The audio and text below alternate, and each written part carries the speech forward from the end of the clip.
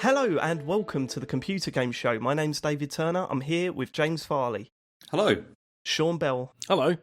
And Matt Murray. Hello. We've got a exciting announcement to start the show this week, haven't we, Matt? Oh, we have. We have a date for the... what are we calling this? Now, you guys have said TCGS Con, but I don't like that. Why? Because it has the word con in it. It sounds like I've got a t-shirts printed now. Oh, have you? Yeah.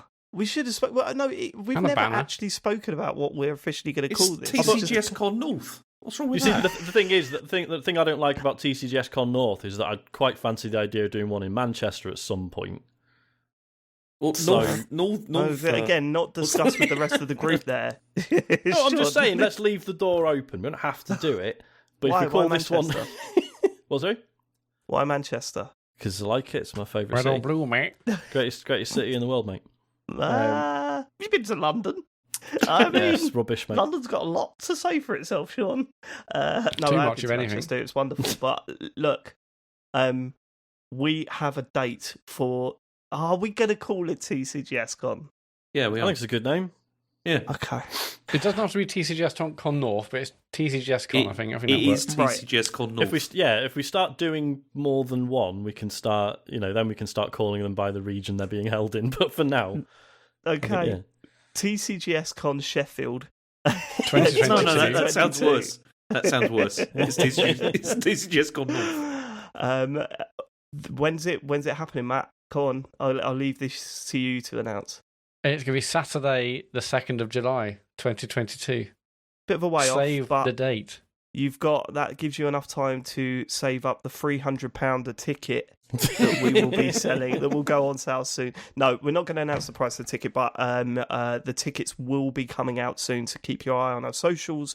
We'll obviously give you the heads up before they go live. There is a limited amount of tickets because trying to usher people to play Laser Quest and then to a different venue for a live show might prove a challenge. I thought you were going to say the tickets will be competitive. Yeah. I'm worried that we're going to start having touts outside of Laser Quest. Going, can we TCGS Con tickets, yeah. Buy and sell.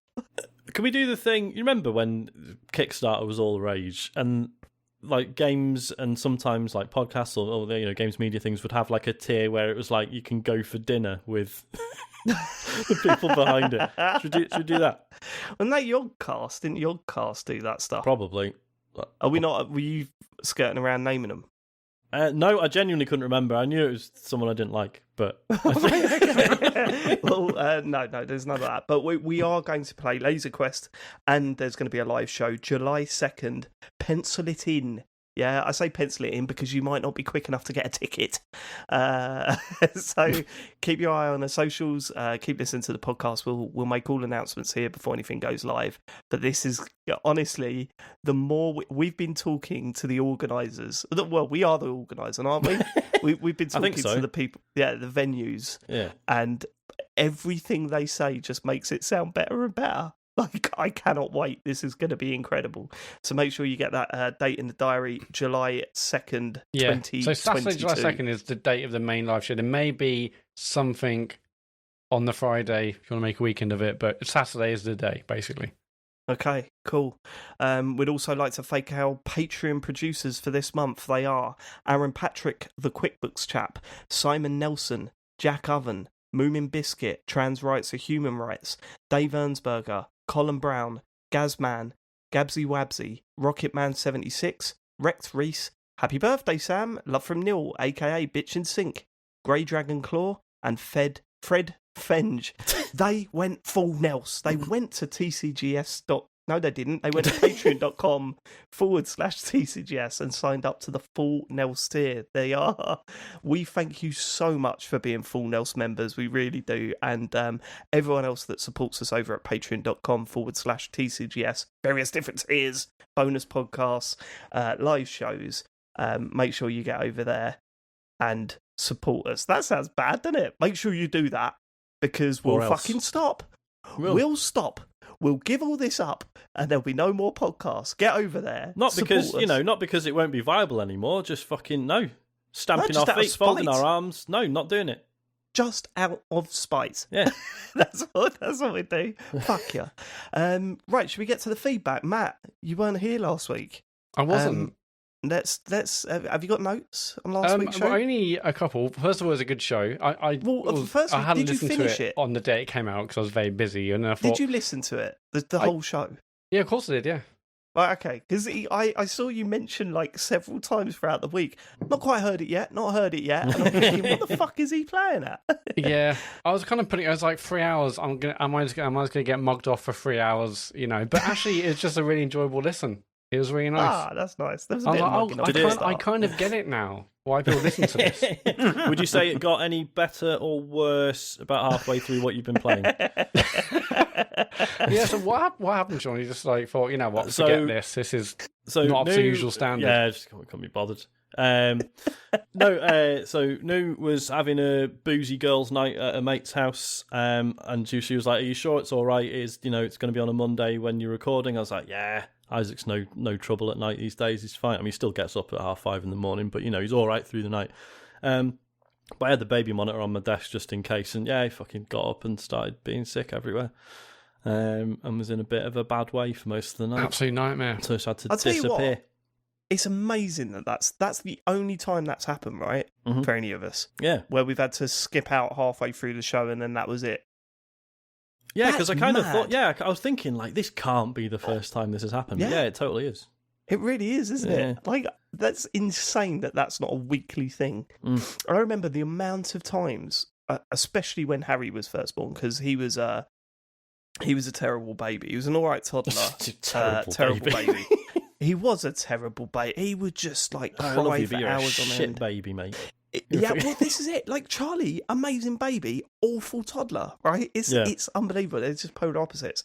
The amount of times I'd be playing like Xbox Live or whatever, but playing like FIFA or whatever, and about 10 minutes into a game of FIFA with my mate, I'd just be like, "Baby's woken up. I'll be right back." Mhm. And then I'd have to text them about 30 minutes later saying, I'm not coming back. It's just horrible. But yeah, nice. I hope everything's all right now, Sean. He definitely passed it on to Nu, and then I've got something, but it's not that. It's probably COVID again. It's fine. Well, I'm officially COVID free now. Oh yeah, congratulations. Yeah. Oh god, it felt good. Just going out. Yeah. Just walking for a bit, that felt good because it's like that's it. I haven't got a garden either, so I hadn't even at one point during isolation. I opened up a window and stuck my head out. Because I remember you saying, and then I was saying, when I was in isolation, I had to put the bins out, and I just kind of stood at the end of our alleyway, looking down the street for about 10 seconds, just to be like, oh wow, wouldn't that be nice? Were you tempted, Sean, to just make a run for it? I wasn't, because my next door neighbour knew I was supposed to be isolating because she found out through work. So I was like, I'm not saying she would call the fucking police on me, but I just didn't want her to. I just didn't want her to think. I didn't It's want all her right, to think. You'd only get a questionnaire, Sean. It's Oh, really? as well. Yeah. Why have you tested the boundaries? Have you, James? Have you? Boris the Johnson government has. have. Yeah. The thing is that I thought it was a criminal taking the bins out. I did it twice in my isolation period, but I've got to go through the communal hallways, down the stairs, across the road to the communal bins area. I'm sitting there with my mask on. Like, I wore my mask, and I was like, I just wanted a t-shirt saying, "Stay away, keep away from me." Did I mention on the podcast the weird shit that I did when I had COVID? The fog brain stuff. I don't The think fact so. that I ordered a suit to the completely wrong address. No, you didn't mention that. That's getting delivered tomorrow. Let's see what happens with that. Yeah, yeah, I good. got an email saying, hey, we're delivering it to this address. I was like, I know. I've tried to get you to change it 3 times. Speaking of you having fog brain, I'm not having a go because I know it's been a shit couple of weeks. Obviously, after I left yesterday, Sarah talked about Final Fantasy 14. Yeah. Are you aware that, well, you sort of made her explain a bunch of stuff that I already talked about the week before, but also you specifically said, something tells me that this game was like pulled offline and then they reworked it and re-released. Do you know what that something was, Dave? We talked about that, didn't we? The week before, yeah. Almost definitely. I mean, I'd like to blame COVID, but the more likelihood was when you went, I've been playing Final Fantasy 14. I probably went, No, okay. I haven't. Matt was playing it. Matt was talking about it. It's all right, don't worry. I've been playing it for this week, so we can... no. Wicked. Well, James, I hear that actually Of course I that haven't. got shut down a few years ago and came back. And Oh, did you find wait, that? is that the MMO one? I mean, I don't know whether that's fog brain or that's that I just wasn't listening to Matt. I mean, it could It's be, the but I do latter. apologise. I do apologise. That's all right. Why wasn't that in your notes, Matt? I I don't just- think you did listen to the full podcast. I last did So week. wanna it bring might up- just be that he's not petty enough to bring it up. I had several DMs. Yeah, I heard and audio and text- I thought I'll leave this. I had several DMs and text messages asking for James to do the socials every week. From now on, there had a few of those. That was Oh, quite James, a moment. you can happily do it, James, if you want. I don't want to do it. See, this time I was particularly taken by surprise because I'd completely forgotten because I thought, well, Sean's here, he'll do it, and then he wasn't here. But Wait, that's wait, never wait. happened. That's never happened, James. What are you talking about? I don't know. If Matt's not here, you're doing the socials. That's the rule. Is it the rule? It But is.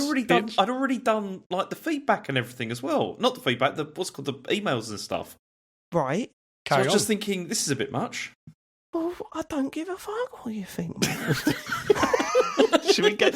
And then, like, no one had updated the doc, so you read out last week's Dark Calls episode again. Did I? For fuck's sake. Episode 29 again, guys. It's a good, so Right. good to release it I did twice. think that we'd seen that before, but I couldn't remember. Never mind.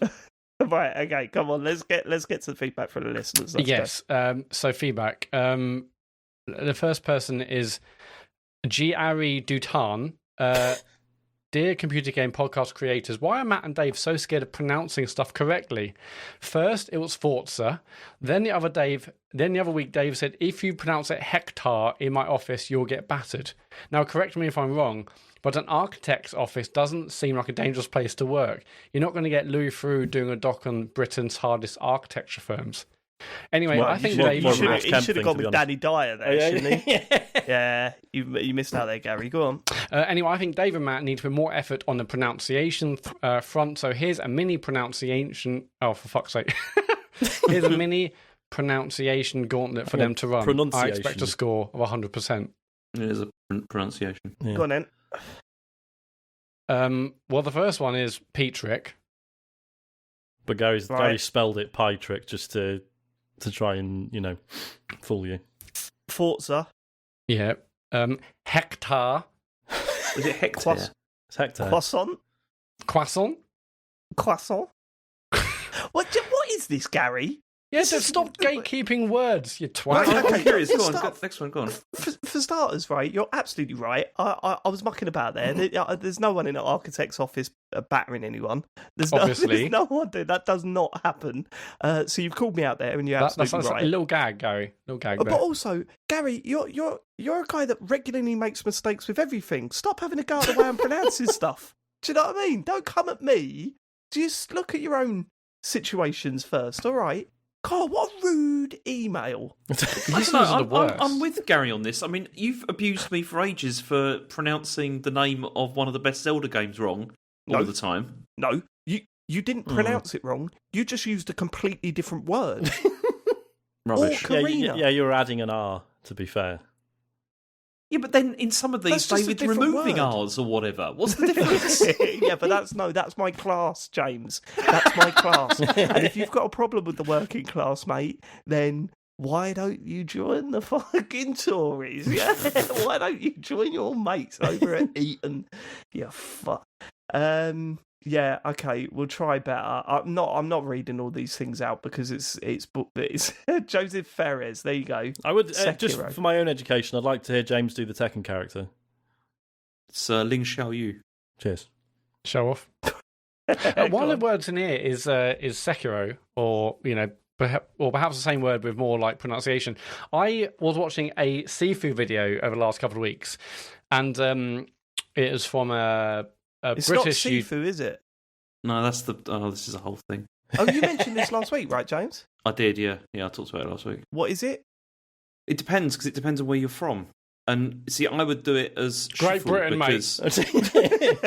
Fucking England, it's Sifu. Bogdan fucking Regis boy, now what is it? Sorry, James, go on, I do actually want to know.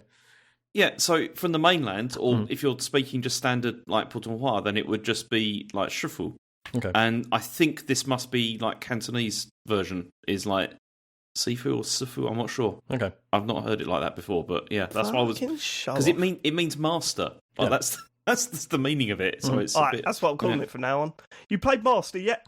Yeah. I'm playing that Master game. You're all right. Yeah, because you had an email last week about you're not pronouncing Arceus correctly. Well, I just pronounced it the way Nintendo pronounced it. Yeah. You know what I mean? No, well, I'm not it was look actually, into I mean, the the history of email how was, to pronounce to be that fair, word. was I actually... just went for what the official developer / publisher of the game said. Yeah, I think the email was just pointing out there was an inconsistency there, wasn't there? I think probably because they realised it sounded like arse, and they thought that doesn't sound very I think good. you're probably right. You know, in the rest of the world. Okay. Anyway, so I was watching this video on Master in the week, and with a British YouTuber, and kind of spoken with kind of I'd say a kind of standard British accent, and then the word Sekiro was mentioned, and it was like it was said in with a when someone's like says a French word, they'll say like bonjour rather than it's like bonjour. Bonjour, yeah. It was like that. It's like the word Sekiro is like suddenly just said in an extremely different way, and it kind of put me Go on off. then. I'm not. I can't. I I'm don't not think we should. I'm not going to okay. call them out, and I'm not going to repeat it. I don't but think we should continue down this road. I think we should move on. I think Matt should continue down that road. You can't go through all that and not do it. Well, no, I'm not going to do it. I'm not going to call out the person. Were they doing but I the was sort of like, the slight wow, roll on the R? Were they calling it Sekiro? By any Yes, chance? it was that, yeah. Okay, that's I mean, It it's just made me feel, technically okay. correct. Yeah, but I know. you- Yeah, but that's the thing. It's technically correct, but it just made me think. But it is, there is an element sometimes of people being like, "Look at me," saying it, Yeah. saying it properly. What like someone that goes, well, actually, it depends where. Thanks, on the thanks, mainland Sean. or the, if you're on the other part No, of but China. no, but it's different for you, James. You've actually like studied the language and stuff. Whereas when it's just people being like, "I've played some games and I've watched some anime, actually, so I know." I'm pretty sure that's all James has done, isn't it? Thanks. Pretty sure. No worries, mate. Let's move on. Yes, Dave, another Dave, has emailed us. Hello, I'm yet another one of the TCGS Sleepy Time crew, and put you on to help me slip off to sleep. Fuck, this one's amazing. Everyone strap in. I read it. Okay, earlier. well, listen to the last podcast. I drifted away shortly after the part where Sean had to leave. Something about this put my brain into a bit of a spasm, and I subsequently had an incredibly vivid dream about visiting Sean's house and staying the night along with my daughter. His house was huge and old, like something out of Lemony Snicket, and was on the corner of a busy intersection.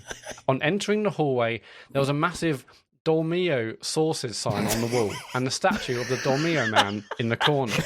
I asked Sean about it, and he told me that the house used to be the Dormio Sauce Factory. I was satisfied with the explanation. The house was cold because the boiler was broken, so Sean led me and my daughter upstairs into the attic where we could all sleep. It was dark and dusty and had blankets on the floor for us. Sean's son was under one and looked ill. I looked at my daughter, and she was staring past me with a terrified look in her eyes and pointed to a shadowy figure in the corner. The man revealed himself as the gas man who had come to fix the boiler, which was also in the attic. The gas man proceeded to fix the boiler, which for some reason the boiler resembled a bright red table made out of metal. After the dream descended into a nightmare where my daughter was kidnapped, but I found her by using an Apple AirTag. Love you all. Dave. Okay. How's that make you feel, Sean? I mean, it's weird premonitions, really, because Isaac was ill. Boiler's fine, though. Touch wood. It's true. What I love about my favourite bit of detail in that was asking about the Dolmio stuff, and I said it used to be a Dolmio sauce factory. I was satisfied with the explanation because that's the thing with dreams, isn't it? You can at the time you're just like, oh right, yeah, that's totally reasonable. yeah. Yeah, you look back at it and go, that's a bit weird, wasn't it? that bit that seemed like I just accepted that as a bit weird. I'm all for this if anyone of our listeners has had dreams that involve any member of the podcast, then please write in. I Let's think hear within 'em. reason. No, I Go on. think especially if they're sexy ones. Oh, for Yeah, I mean, definitely if they're sexy ones. Yeah. But also if you visited our house and it's some sort of X Sauce factory. I mean, well, I'm up for any of them. Which Send them podcast in. was it? Oh, I think it was Richard Herring's Leicester Square Theatre one, where every time he had a comedian on, which is obviously basically every episode, he'd look them up on. There was like a website where people would post their sexual fantasies about comedians. That's right. Do you think it's one of those for podcasters? I mean, and if there should is, be. are we on if it? not, we I should don't start know. one. Let's start one. We could, yeah. Oh my god, yeah. Monetize that. That's money waiting to be made. Oh, we need to find Another think of a pun that is related. Okay, we'll think of something good. Okay. It needs to have a pun title, I Yeah. think. Okay, well, Matt, Podfuck? Matt, that's your idea for everything, though. So I mean, that's everything's got to have a pun. Yeah, I mean, otherwise, what's the point? That's the point. Yeah, it's the best bit. Fair. All right, God, next. Actually, I had an idea for a podcast the other day of two mates from university talking about their old drug days, and it's called My Chemical Bromance. Christ's I've sake. got a bunch of these actually, but we'll. Go I on, mean, give me another one. What's the other one I had? I had a really fucking good one as well. I was like, I need to find someone with this very specific set of skills, and maybe we can do it. It was another pun. Anyway, Is it Liam Neeson? all right, Is we'll that leave it you? at that then. it wasn't Liam Neeson related, actually, unfortunately. Okay, come on, let's get to the next one then. Okay, next one. Luke Summerhays. All right, geezers, you probably already had a bunch of these, but I'm catching up with your direct stream, and I've got to tell you, the Salmon Run music was exactly the same as Splatoon 2. I don't think it's indicative of the overall game. Laters. That's from Luke Summerhays. Yeah, so I had a few messages about this saying Oh, did that that actually the music in Salmon Run before was also awful. I remember it being weird and sort of bad. Yeah, I but went back and listened to some of it. It's not exactly the same. Like it's not they're not Yeah. using Splatoon 2 music, but yeah, it's terrible in that as well. But it was everything about that trailer just sounded awful from the music to that weird screeching from the monster. It at the wasn't end. It was a just good. sounded Like terrible. I'm still excited about Splatoon 3, but that wasn't a good trailer. To be fair, in Yeah, no, I agree. hindsight, it was. I think we were feeling so good about the direct in general, which we'll get on to properly in a bit. But I think I was just like, yeah, cool, Splatoon 3, yeah, it looks a bit weird, whatever. In hindsight, really bad trailer. Yeah, it was a bad trailer. I mean, it got to the point, didn't it, with the music where it became like actually really funny. Like it was just so Went bad. full circle, and then yeah. It didn't for me. It didn't make that point. It would stayed irritating throughout. Like, it never got to the point where I was like, oh, actually, this is really good. Like, say, for example, the Yoshi Island music in some of those games, which is just like so bad they're good. Yeah, okay. Well, we'll talk more about the Nintendo Direct a little bit later. Definitely. Hakon Lingstad. Adding to Dr. Farley's discussion on Master last week, I will say that the game could have benefited from being slightly easier. Things get better, however, once you start spending XP to permanently unlock some of the skills you really need. That way, you can start spending some of your XP on the upgrades to your weapon damage or larger focus meter at shrines or altars or whatever they're called. Getting to know the intricacies and layouts of each level also helps. I'm currently at the third level, which is a beautifully designed museum. Looks absolutely stunning. I hope you'll persist with it until you reach the point where the combat becomes second nature. Hasn't happened for me yet, but it seems like the kind of game you won't be able to put down once it does. My main gripes with the game is rather I can't shake the feeling that maybe it's trying too hard to seem authentically Chinese, the way trendy Asian fusion restaurants often do. I think the resident professor probably has more of an expertise on this. What do you think, James? Well, see, I wouldn't say it's trying to be authentically Chinese, or at least I hope it's not, because it's more sort of they're doing sort of the homage to to Hong Kong films, like fighting films and stuff. It's nothing like the mainland or anything at all. Like it's nothing like that at all. Like in terms of like culturally or whatever, and that's what that feels to me. It feels like they're trying very hard to ape that style. But are they trying too hard to the point where it just seems like fake? Like that's the idea behind that. Like the restaurants that he's talking about feels like when you're walking through a sort of Western town in a theme park, and you go, "This it's like is a tribute, too much." rather than a What do you think? I don't know, because I'm only 2 levels in. I mean, I'd say so far I'd say not, but then maybe it becomes more so later. I don't know. Right. I mean, because I know okay. it's not come up in the news, but obviously there's been discussion around the fact that was it basically, I think the composer is Chinese, but the rest of the team who made it are white. And whether or not that, I think there was a piece on, I think it was on The Gamer, that was really good. Yeah. Outlining why this is, potentially a problem, but obviously. Do you think, honestly, do you? I don't know. I'm not one side of the argument or the other, but is it wrong for writers or developers to set their game in another location involving another culture? It depends. Is the short answer. Sorry, James. The same kind of things have been said, weren't they, about Life is Strange as well? In the sense, especially the first one of, this was developed in, outside of that culture actually, and do they really understand what they're talking about and all that kind of thing?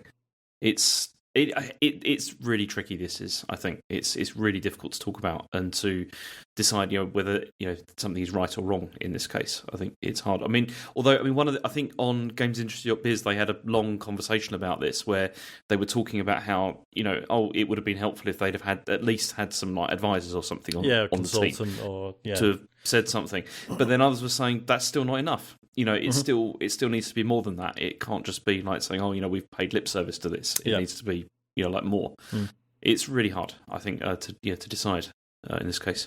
Yeah, I don't know where I sit with that, because it kind of feels that as a writer, as an artist or whatever, you want to be able to, part of it is exploring and researching and, I suppose I can totally understand it if you decided to set your game or your film or your book in another culture and you've completely just ignored, you've just written what you thought it was. That I can see that being a massive problem. But the other problem is the idea of reinforcing stereotypes and stuff like that. Yeah, exactly, totally. Doing.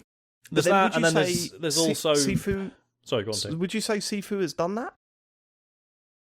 Well, in terms of it being a homage to Hong Kong kung fu films, then I guess so.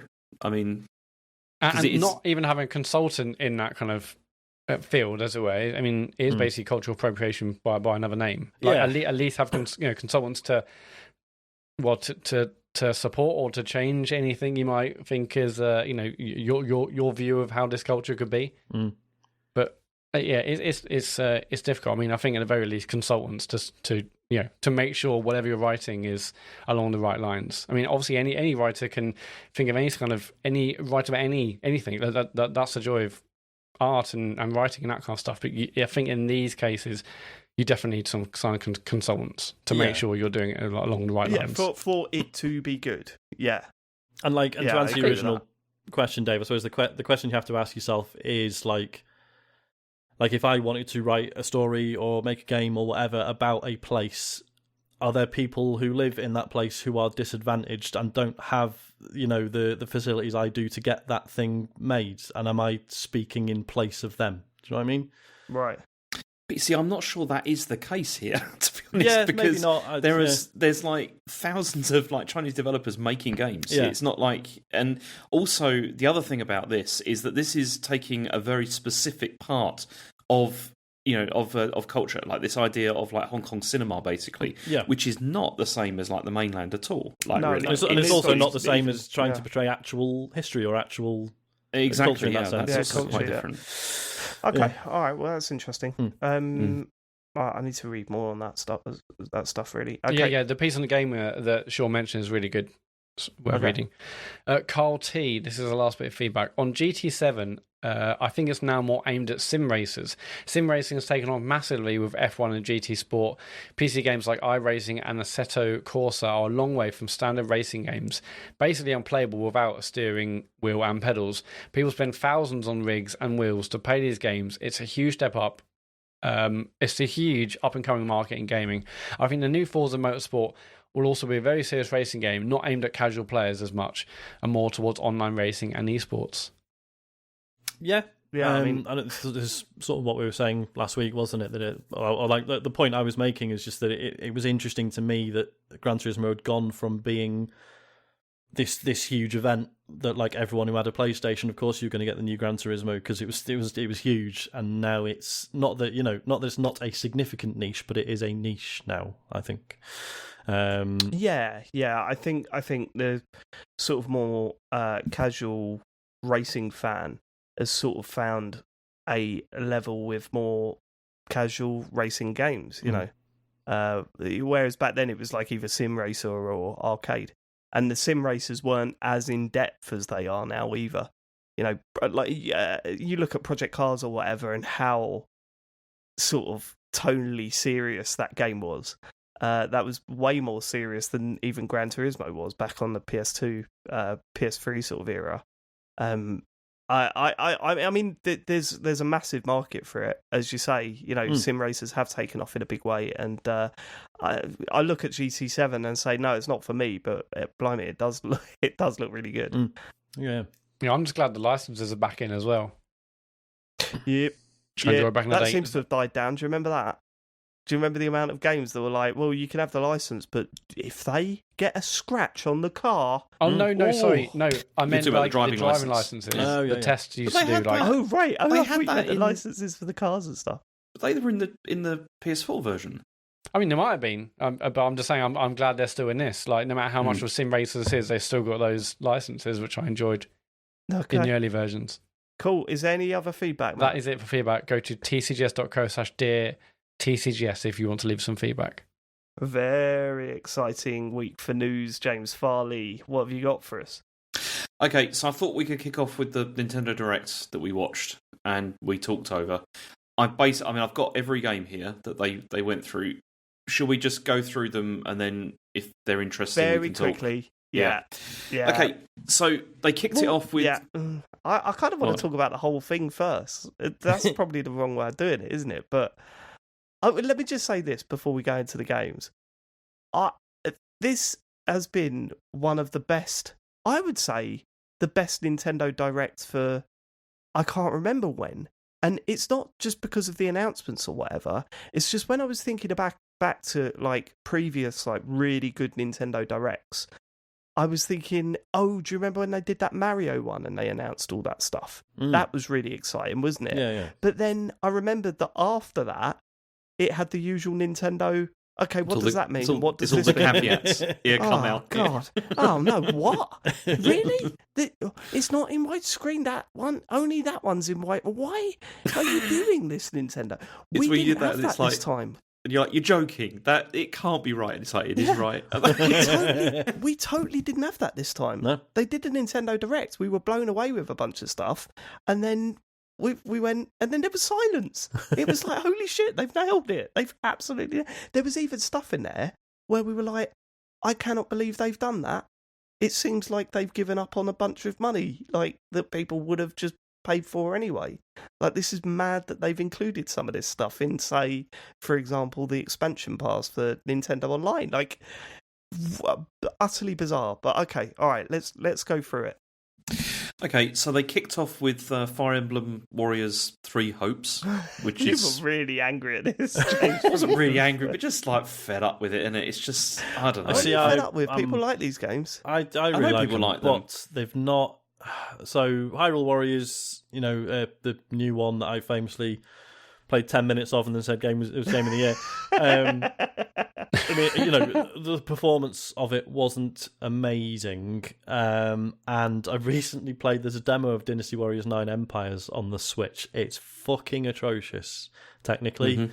So I'm a bit worried about this now. I mean, the game's always been like that? Because I remember Dynasty Warriors on the PS2, which is when I played most. For the last while, they've been relatively slick. Okay. But I've played both of the Hyrule Warriors ones. Yeah. Like, completely, fully, finished them all and everything. But after doing that, I thought I never want to play another one of these now. Because they're both exactly the same game, pretty much. Like, there's very little difference to it. And that's why I groan when I see this, because I just think, well, Fire Emblem Warriors, this looks like it's going to be the same as the Zelda one, pretty much. Like, even the character models look similar and everything. I thought, I just don't care. Matt, I played a lot of them on the PS2 and then played that Hyrule Warriors one and said this is the same game pretty much. So it's not really that much of a surprise that those two are the same. Really good game, to be honest. Matter. You just keep churning it out. It's really funny because you remember, they've obviously sold so well. Well, yeah, it's a huge series. Not so much in the West, but yeah. But yeah, like the Dynasty Warriors 9 came out and they like fully like tried to, rejig it, make it really different, and everyone fucking hated it. So never mind. Yeah, that doesn't help things, does it? Okay. Then we had the Advance Wars 1 and 2 reboot camp, where they just showed a quick trailer off of that. That's coming in April, which is good. Weird. I loved Advance Wars, and this looks like a really, really good remake, doesn't it? They've added a bunch of stuff. Not convinced by the voice acting that they've added for all the characters, but whatever, but like, I don't know if I'm going to buy this. No, I think I'm all right. I'm definitely going to get it because it's got like map creator and everything as well, and online play and all that. I was going to say, I was watching back. This was pointed out to me when we did our talks over. We had a whole conversation about whether or not it has online play, and we completely talked over the bit where they said that yes, it does. So no, we were talking about whether it originally had online play, right? Oh, were we? No, of course it didn't back in the day. It was on the Game Boy. We're saying that if it had like asynchronous multiplayer. Yeah, that's what because that's what James said. He said no, it was on the Game Boy Advance. I was like, oh yeah, of course. In my head, it was on the DS. So yeah. Yeah, and then after that we had No Man's Sky, which is coming this summer. Which I was surprised because I thought it was going to be a cloud version because I just thought, how on earth they're going to get that to run? Yeah, I mean, don't get me wrong. I'm sure Hello Games have learned their lesson when it comes to putting out footage of No Man's Sky. I could not believe that was running on a Switch. No, me neither. It looked like the resolution was down quite a bit. Probably where they've cut corners. And I'm sure they've cut down on some of the lighting and they just picked various different settings where that wasn't as obvious. And there's just one planet. Only one planet there. You take off and then it's like, you have one. Yeah, no, you take off and you hit like just an invisible ceiling. Oh, for fuck's sake. Okay, I mean, No Man's Sky coming to Switch, that's fine. Next we have Mario Strikers Battle League, which is coming in June. I'm going to play this. Gonna play it. I have a feeling I might end up having to get it. Isaac was well up for it when I showed him. What I found interesting is that it's no longer trying to be Mario football with power-ups, is it? Because this is more of a. When I watched it again the next day, it was more of a like a speedball thing, wasn't it? I know you're not catching it and throwing the ball, but you can like upgrade Mario with different armor sets that give you different abilities, and obviously there's no throw-ins or anything because you're in like an encased arena. So it looks like it's trying something a little bit different. Harry was all over it. He like just can't wait. Football so was Mario. Like it's, look, we're gonna end up getting it. I've not got massive hopes for it.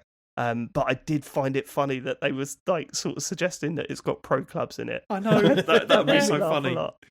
We have to set up a pro club. It's just a shame it's good, online would be terrible. Yeah, well, imagine if I'm starting to think Nintendo have changed. I'm going down that dangerous path.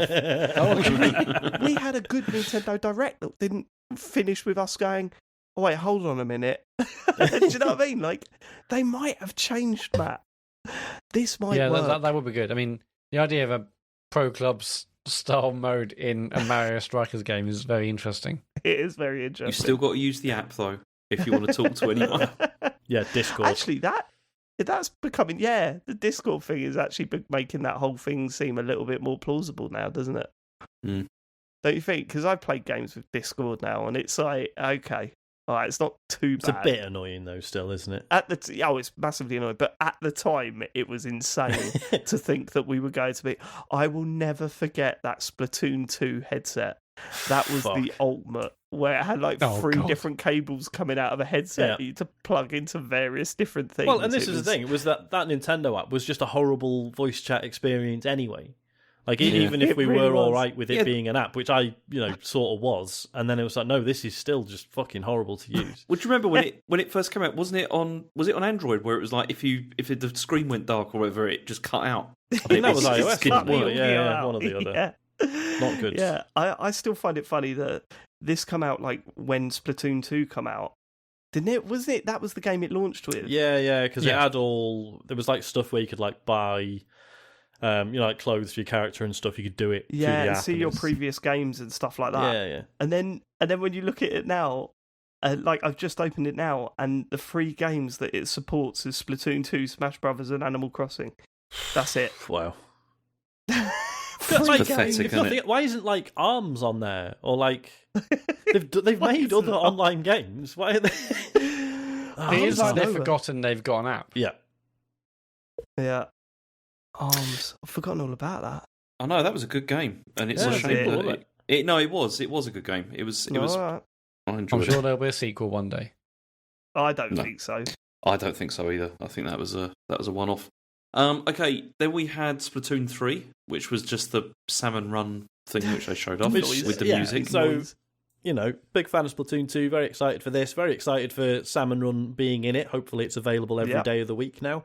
I know they did eventually sort that with Splatoon 2. But yeah, this showed us basically nothing that we didn't already know about, right? If anything, it just irritated the shit out of me. Yeah. And it's not not a diss on Splatoon at all. Splatoon's going to be amazing. Like the whole concept of Splatoon's fantastic. Yeah. The game's going to be really good fun. I'm probably going to get it. So yeah, it's not a diss on the game at all. It's just awful trailer. Yeah, just hated it. Yeah, not great. Then we had a Sean game, which was Front Mission. We had Front Mission. Oh yeah. So we're getting full remakes of Front Mission 1 and 2, which I think were both. I think they were both on the SNES, and then I think Front Mission 3 went to the PS1. But yeah, apparently we're getting remakes of those. They're turn-based strategy games with big robots. What else do you need to know? Nothing. He loves a robot, doesn't he? That Sean? I love strategy, love robots. So that's. This was the point at which the Direct started to take a bit of a turn. Well, I was going to say, we should say this was the first of about, 20 Square Enix games? Yeah. Fucking loads. It was really strange. It was funny. Do you know, we were watching this, Sean. I wasn't going to tell you this, but I think I will. We were watching. I was watching this with Asher, like in the when he came home from school. Yeah. And I said, "Oh, this is like."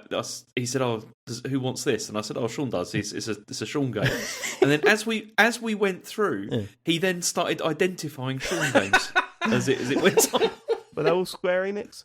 Mostly, I mean, Triangle Strategy was one of them. He correctly identified as being one of them, which was We're talking about that in a bit. All right. Yeah. Okay. Next, we had Disney Speedstorm. That's a good one, isn't it?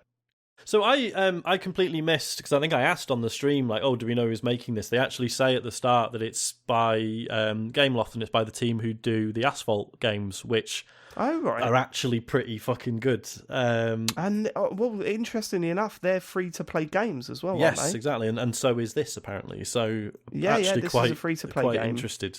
It's almost confirmed that it's coming out on everything. Yeah. So and as you say, the footage. Yeah, I was going to say again, there's no way that was Switch footage, but no, still. no, and they pretty much confirmed it by saying this is coming out because they mentioned that it's got cross-platform play and all that sort of stuff. Yeah. Mm-hmm. I mean, I'll play it for free. I'll give it a go.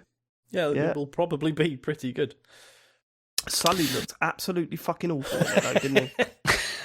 Donald Duck looked alright. I thought, Donald and Mickey, they looked alright, but fucking Sully looked terrible. I was very happy. First I thought was Shrek.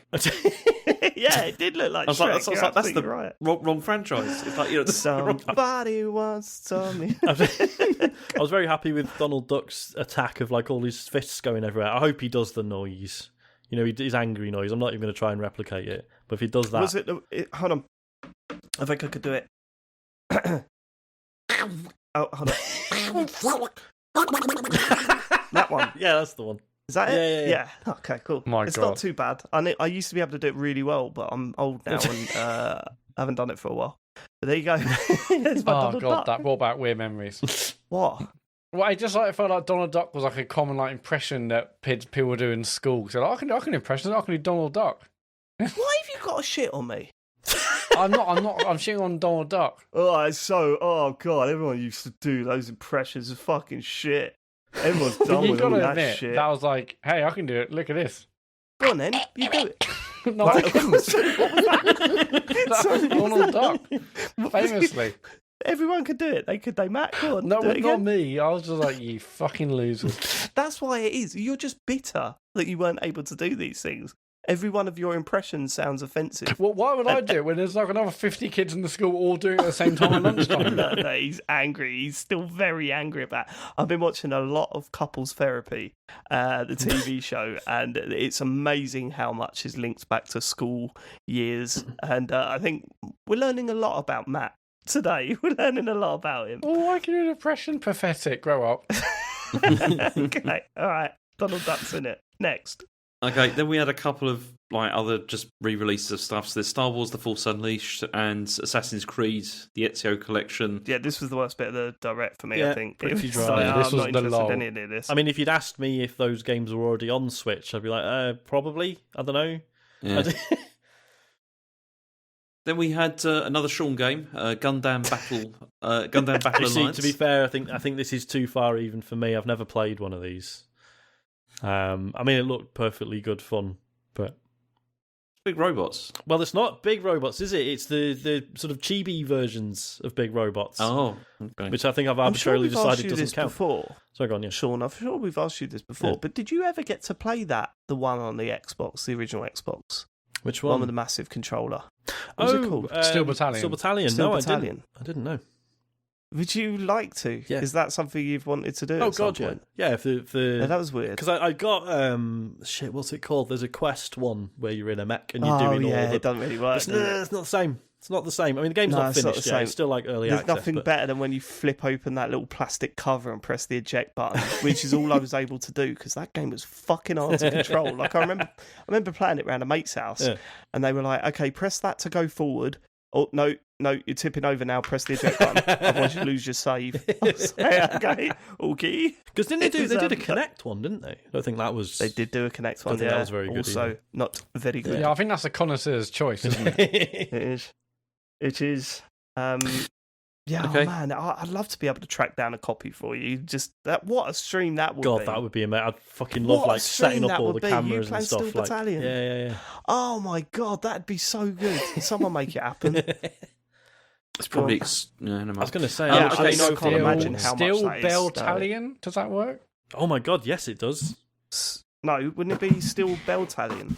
That's what I said. Yeah. That's what he Oh, just I said. thought Yeah. you said Bell. I thought you said Bell Battalion. I was like, man, you've gone for the wrong word there, Matt. Okay, fair enough. Yeah, no, that totally works. Right, let's get this going. I'm just going to find out how much it is on eBay. If you could carry on. £25,000. Go on. Okay. Next we had Chrono Cross, the Radical Dreamers edition. So this was a remake of this. Asher said, "Why didn't they remake it? It looks rubbish." Like, he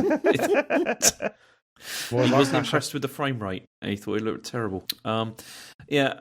Does anyone care about this? Not really. Not really. I gather it has its fans. I mean, I was never obviously Chrono Trigger never officially came out here on the SNES, did it? It was you had to import it, so it was, and then sort of years later, oh, here's Chrono Cross, but everyone says the first one's better, but you can't officially buy it here.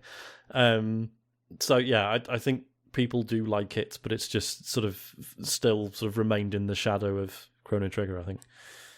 Okay, so you're looking in the region of £300 and £400 Oh, that's a lot of for pounds, isn't this it? stream, and unless you want the Connect version, because you can get that for as little as £6. And that's with the Shame. Connect included. Do you want to guess what the Metacritic is for the Connect one? Go on. Oh, Go on. guess. 37. Ooh, it's 38. Oh my god! Fuck. That's amazing. All right. Good call. Okay, good. Okay, then we had Kirby and the Forgotten Land. Oh, which man. looks looks amazing. So good. Yeah. Can't wait. It really does. You know, as I said, played Kirby games a lot. Don't like them. They very much feel like an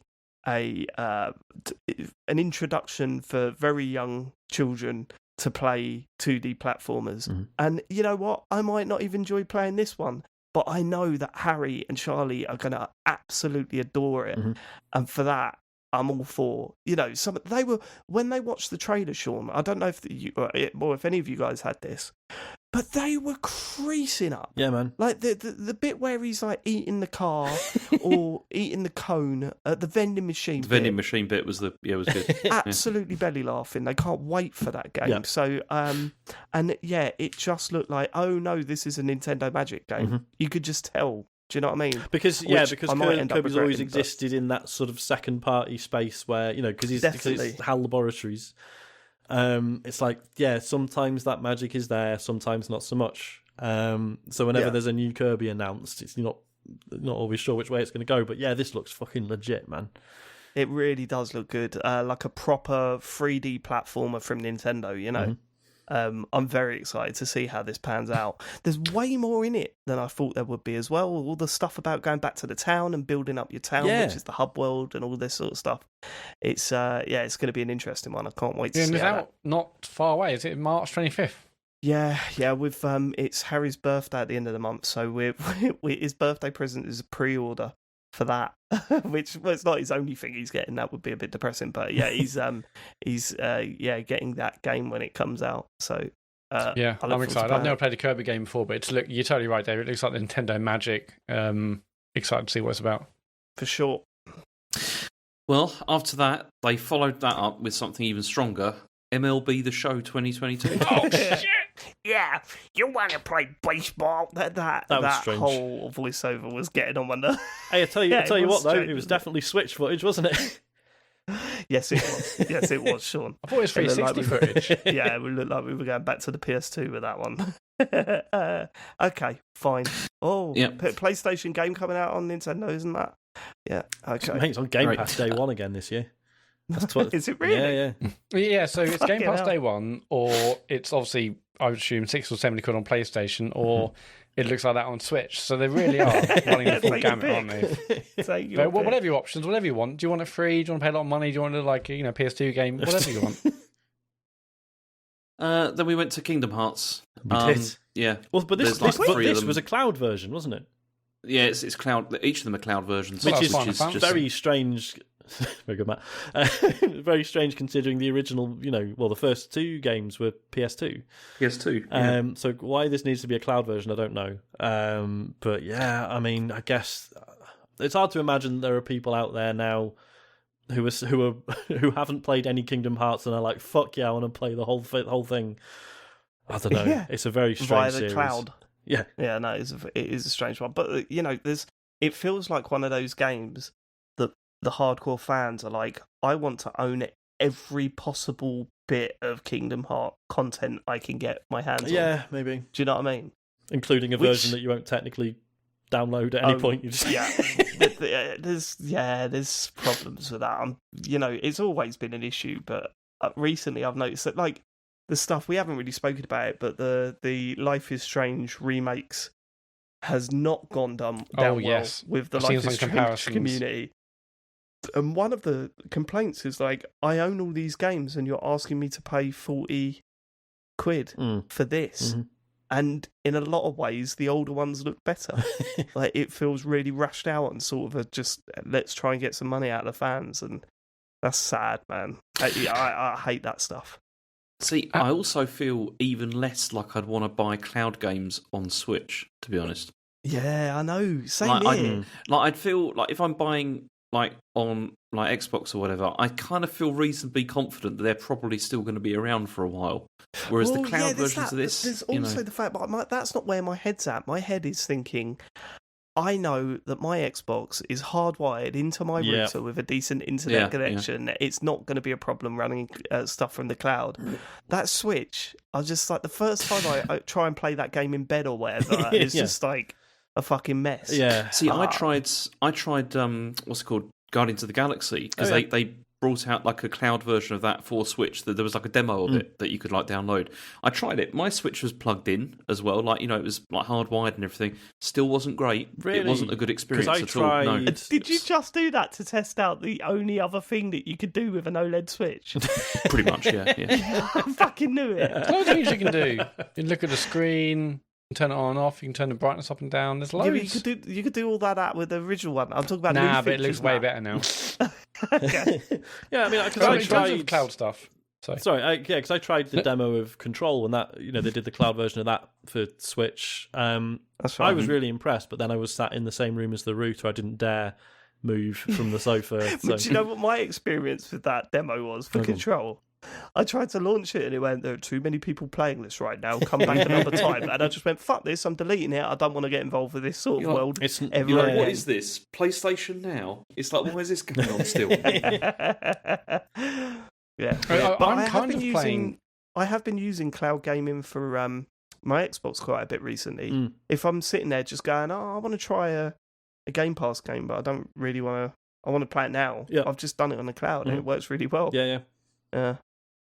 I'm kind of playing cloud games myself because we've got Elodie's got my old Switch and I've got my Switch. So therefore, whenever I want to play my Switch, maybe I'll take Eddie swimming and I have to go back in the car to wait for it. I'm like, okay, cool. I'll play OlliOlli, but I'm like, no, I've got to connect to my phone to access the game because that's how it checks that you still have access to this game. So if I want to play my Switch outside of the house or the office, I've still got to be connected to the internet all the time.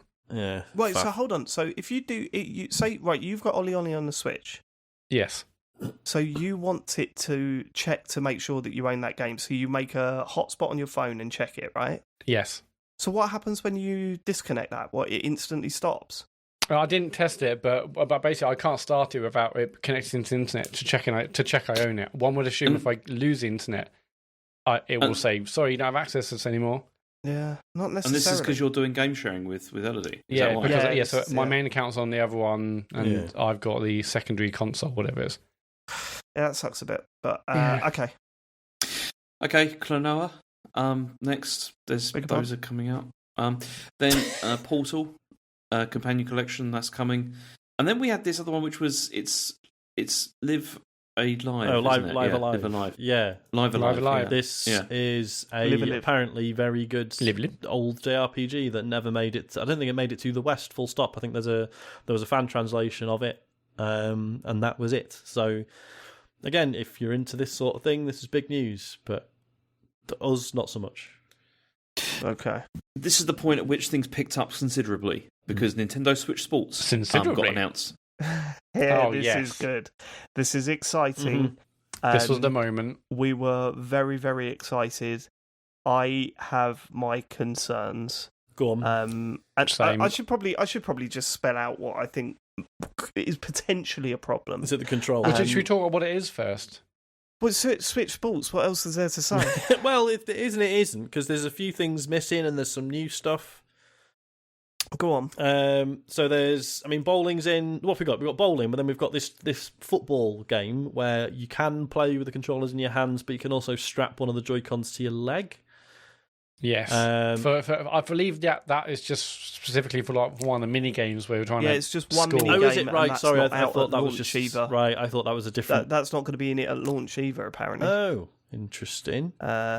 If I've read the trailer right, it said it was like a download. Yeah, there's a bunch of stuff coming later in the year. Yeah, I think golf is coming later. So golf is in. Yeah, golf is coming on. later in the year. So you've got football, you got bowling, you got the sword fighting thing. Yeah, Chambara. Yeah, that looked really good. Volleyball, tennis, and badminton. Yeah. Volleyball, tennis, and badminton. I was kind of thinking like, oh, okay, all right. do you really need tennis and badminton? That seems a bit. It's very, very different sport, Sean. Yeah, but in different. Switch sports terms. Yeah, I would have liked to have seen some of the stuff from Resort, like the bow and arrow stuff. Archery, I think they call that, don't they? Archery. Maybe we haven't got baseball, we haven't got boxing, right? No boxing. So I guess Chambara's sort of the spiritual successor to that, I guess. Yeah. But yeah. These things may come later. You never know if they start just adding more stuff. Yeah. Even potentially as DLC, seeing as they seem to have form for that at the moment. Yeah. So for sure. Boxing that required the Wiimote and the nunchuck, so maybe they're trying to limit games that require both. Yeah, archery was the same. But you could just use two Joy-Cons. Yeah, just two Joy-Cons. Well, okay, so this is kind of getting to where I'm getting to. Mm-hmm. Because the one thing that when we've discussed in the past, why haven't they done a Switch Sports? It suddenly hit me that actually maybe the technology in the Joy-Cons for motion control is not as good as it was for the Wii, which sounds mad because, you know, it's more up-to-date technology. But if I'm right, the Switch cannot determine how far away the Wii, what do you call it, the Joy-Con is. Like, it can't pinpoint where it is in a room. Yep. Whereas it could with the Wii, because it had the sensor bar, and it was using infrared to, you know, see the distance, and it can totally track that stuff.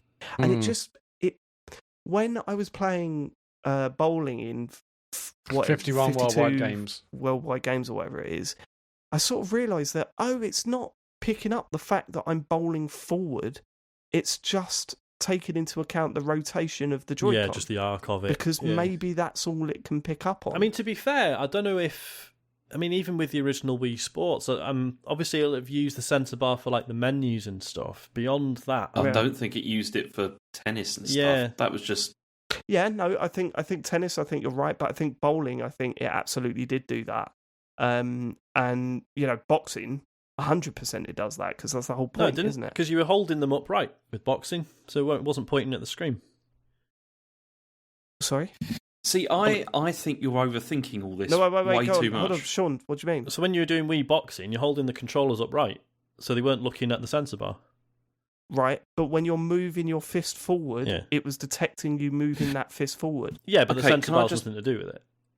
Can I bring something into this? Because I just had a look online. Hold on, well, just one sec. Let's finish this. So how could it possibly detect the movement if it wasn't detecting where it was in the room? Because it's got motion sensors in it. I mean, it doesn't know. It doesn't know relatively like. It doesn't know if you're punching towards the TV or not, but it knows when it's being. Yeah, but motion sensors only detect rotation and, orbital rotation, right? I don't know. And also the speed at which it's moving. Okay. Listen. Go on. You could play Wii Sports and Wii Sports Resort without the sensor bar plugged in. There you go. Could you? Yes, I've just been reading about it online. Like, what you could do is you start the game up with it plugged in, and then if you disconnect it while you're playing, everything still works. Fair enough. Right, so then it might the be technology... All right. Yeah, if it's able to detect where that Joy-Con is in the room... Then we got no problem. I mean, well, you could argue that, like, with the original Wii Sports, like, you can guarantee that at the beginning of every game or, you know, every round of boxing or whatever, you are pointing at the screen and clicking OK, which is always, so you're giving it like a central point, like a calibration point every time. I think we'll be doing a lot of that manually with this. I think there's a possibility that sort of between rounds you'll be sort of trying to point it at the TV and it sort of doesn't really know where the TV is anymore, and you'll be like, no, I am now pointing at the centre of the TV, and it'll recalibrate it from there. But I think other than that, we go back. Should but if we consider that, right, and they're just hold on.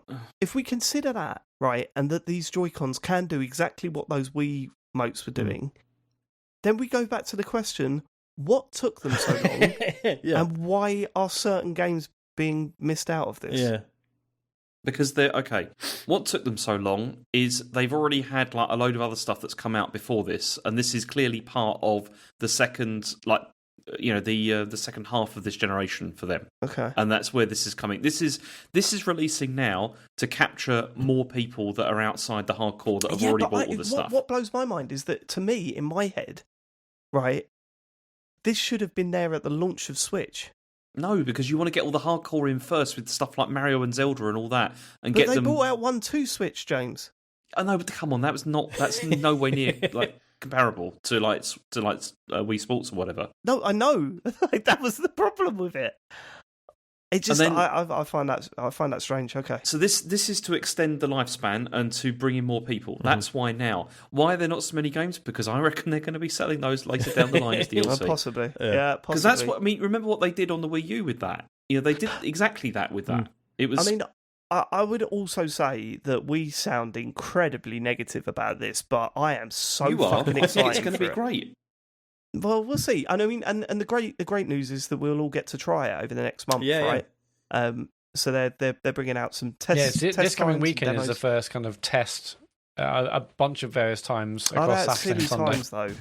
Am I actually going to be able to do this? Right? I was just looking here at what does the Wii sensor bar do?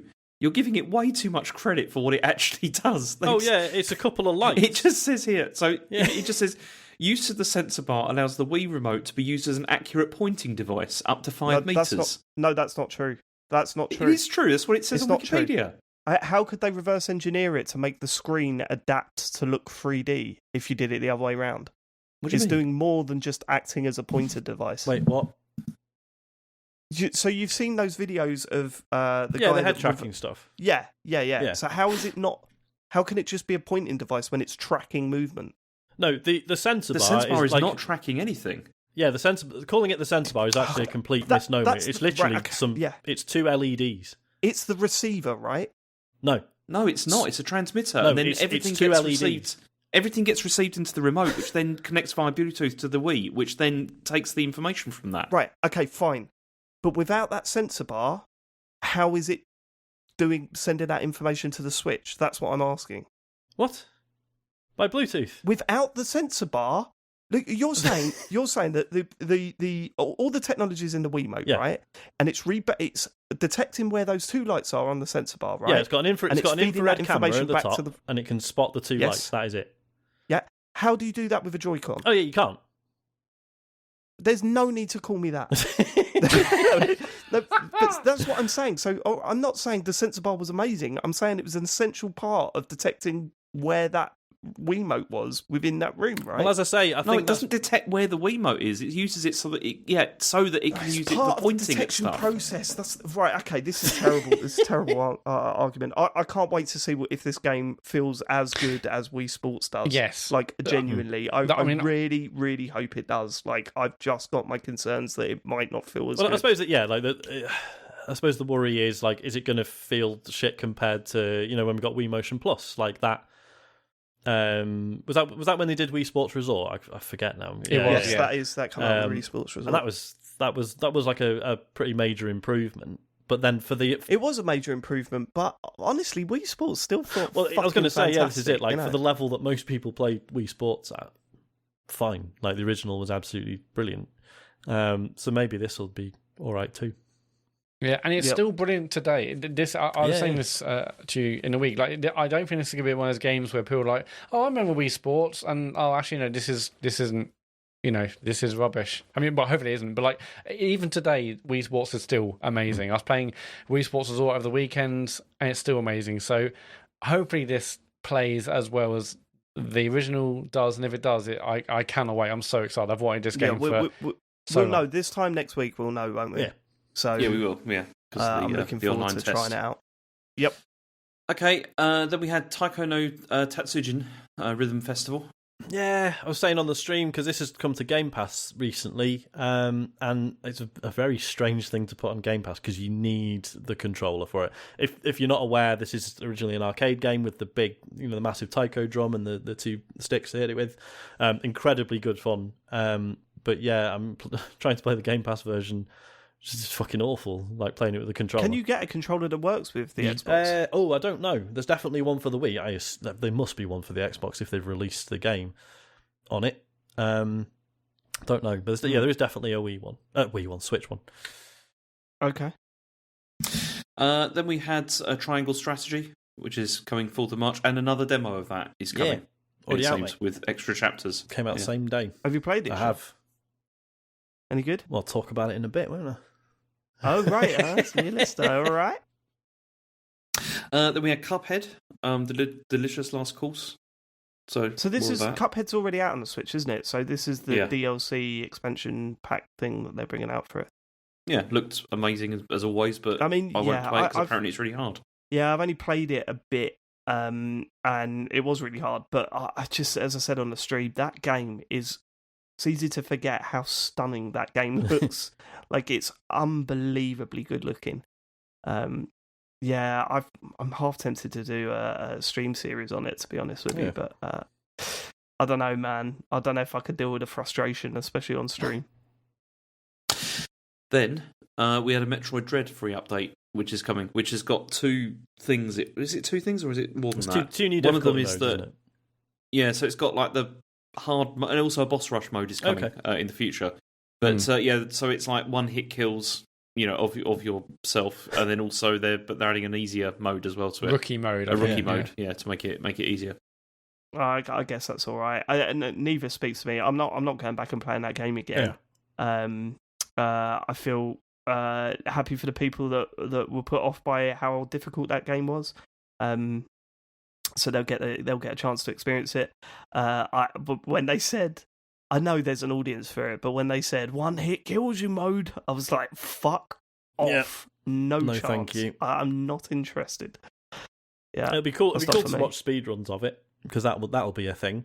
But that'll be mightily impressive, won't it? But no thanks. Yeah, I love Dread, but yeah, the one hit kill new way. But I'm really happy there's an easier mode for people who wanted to play it but bounced off it. Yeah, definitely. I don't know how you get through that game without taking a single hit. I mean, it's just there's so much going on in some parts of it. It's a big fucking game as well.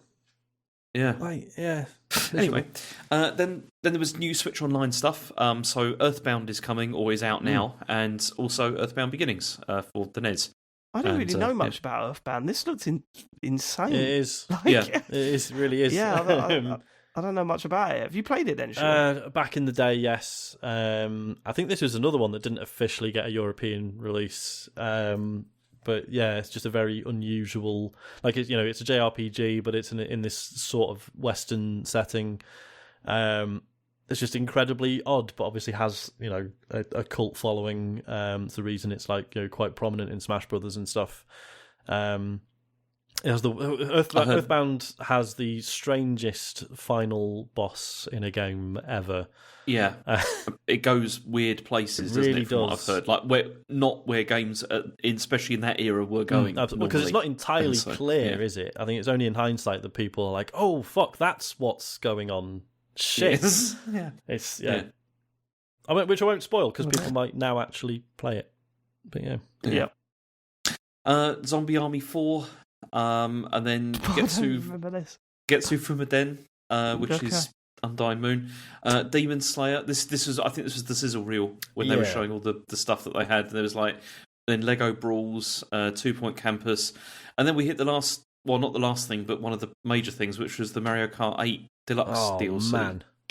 This was the most surprising thing, I think. Yeah. Not only what they're releasing... Do you think it's more surprising than Switch Sports? Yeah. Not because I'm not just factoring in the fact that, we've all assumed that they were done with Mario Kart, right? We've said on the show for ages that why don't they do this? Getting angry about it. But but I say it's been long enough that we'd sort of given we just thought, they must be working on a new one instead then. Yeah, well, that's what everyone thought, didn't they? Because there was all those report, Mario Kart 9 is in development and we're going to see it soon, and it's probably turns out this is what that was. Yeah, it's definitely what this was. But I think when I talk about surprises or whatever. When they announced that this was part of the expansion pass, the Nintendo Online expansion pass, I thought, that's really not like Nintendo. Do you know what I mean? Because they know this will sell really well. And as we said, this is an excuse for probably this time next year, or maybe even 18 months away or whatever. Maybe Christmas at the end of next year, they're going to release an ultimate version of Mario Kart 8 with all of this stuff included in it, just to keep the sales of that game ticking by. I was going to say, because who's left now to buy Mario Kart 8 who doesn't already own it? Who's left to buy Grand Theft Auto? They still sold it. What did they sell? Did you read that news story that they sold 5 million copies of Grand Theft Auto over the Christmas period last year? Hell, man. 5 million? I think even that remaster trilogy sold 10 million. And we all know how that looks. Wow. But I mean, I was very surprised that this was included in the expansion pass for Nintendo Online.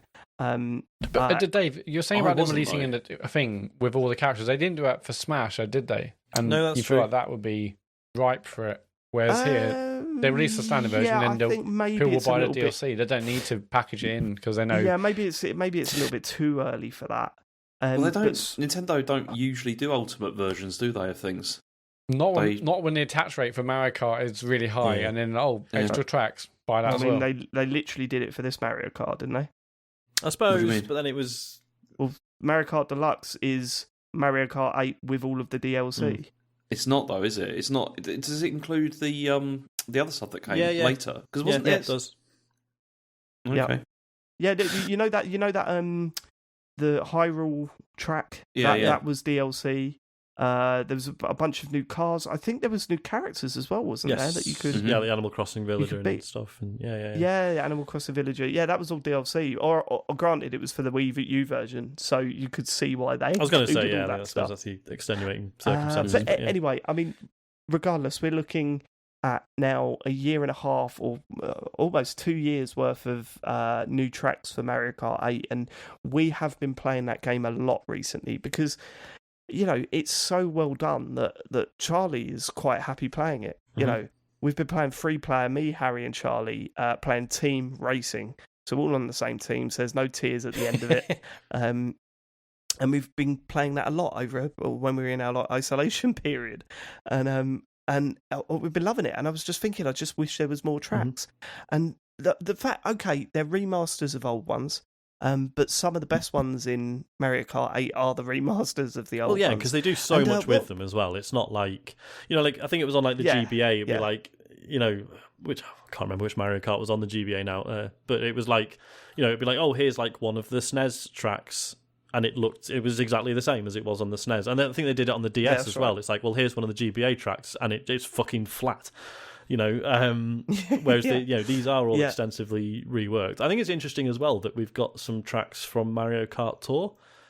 Well, this is what was great, because when I watched this with Harry the next day, he was like, I know that course, that's from Mario Kart Tour.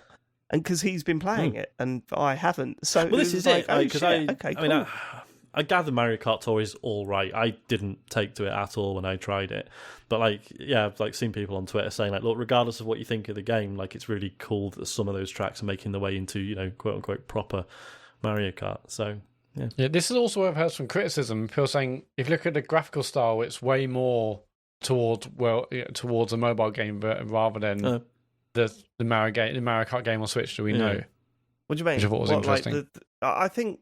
Yeah, I mean, it's hard to tell, isn't it? Because it was all... none of it looked like in-game footage. It was like sort of replay cameras, wasn't it?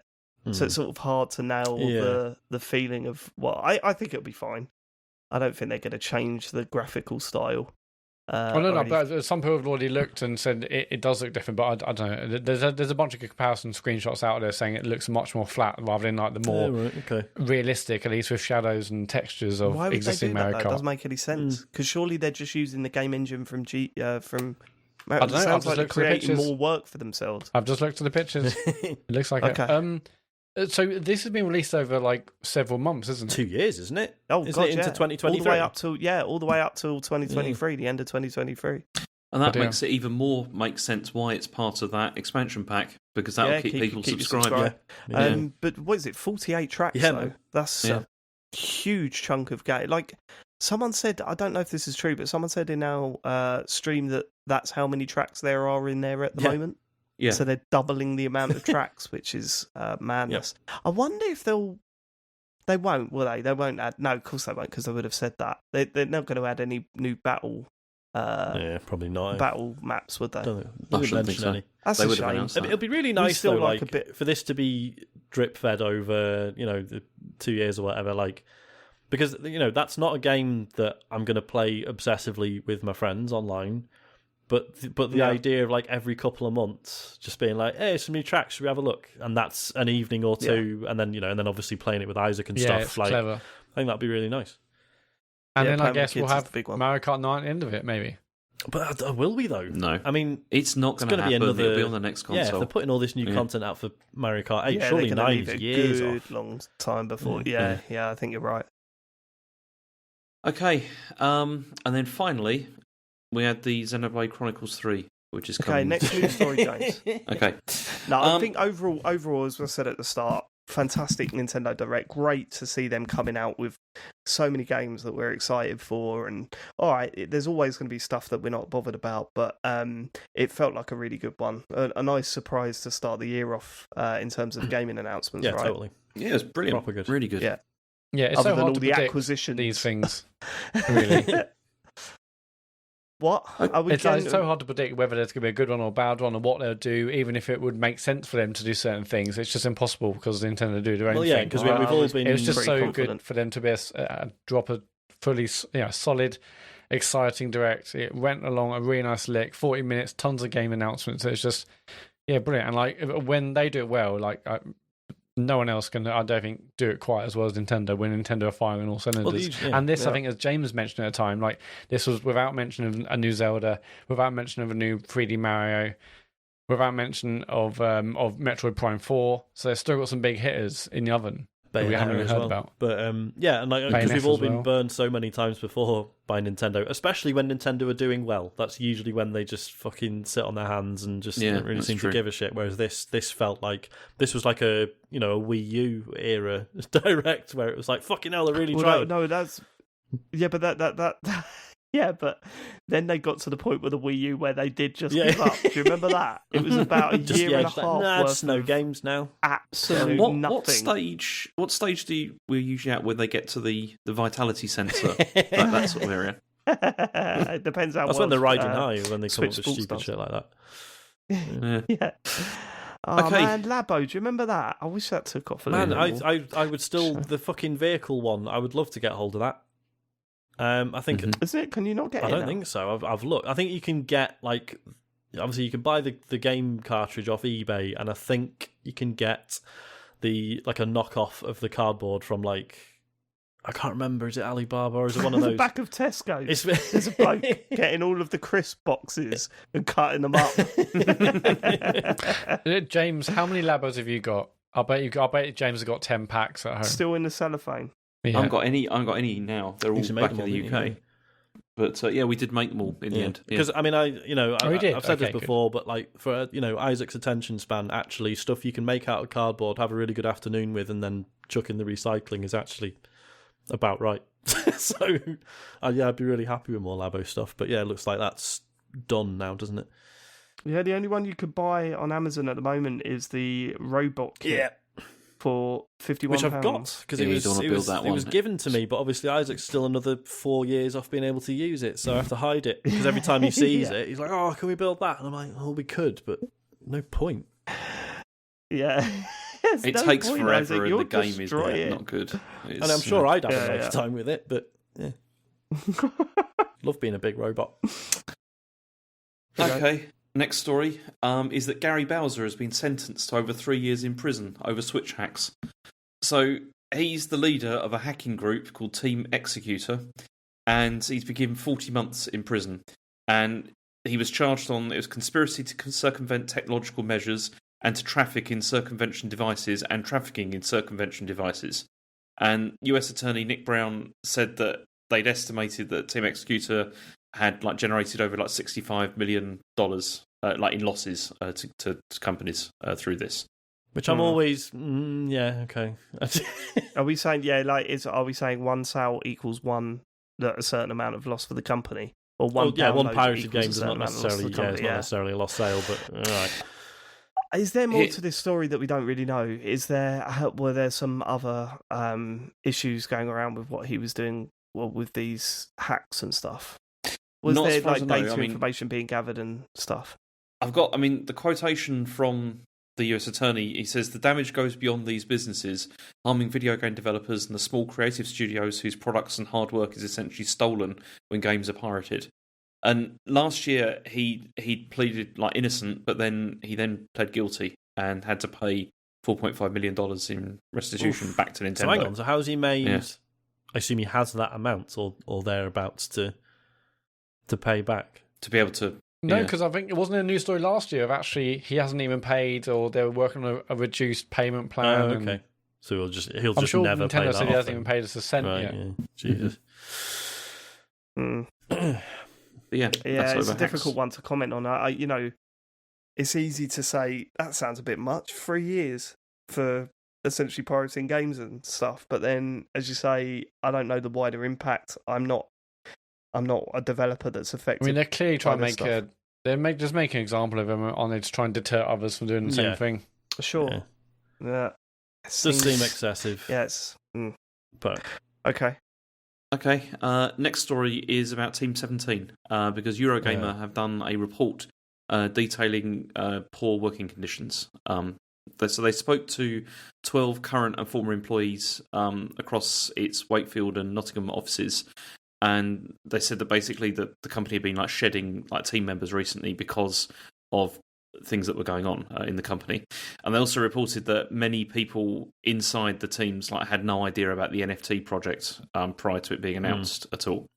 And the people that were interviewed by Eurogamer said that the main things that were bothering them was that there was no apology to the staff over the NFT issue.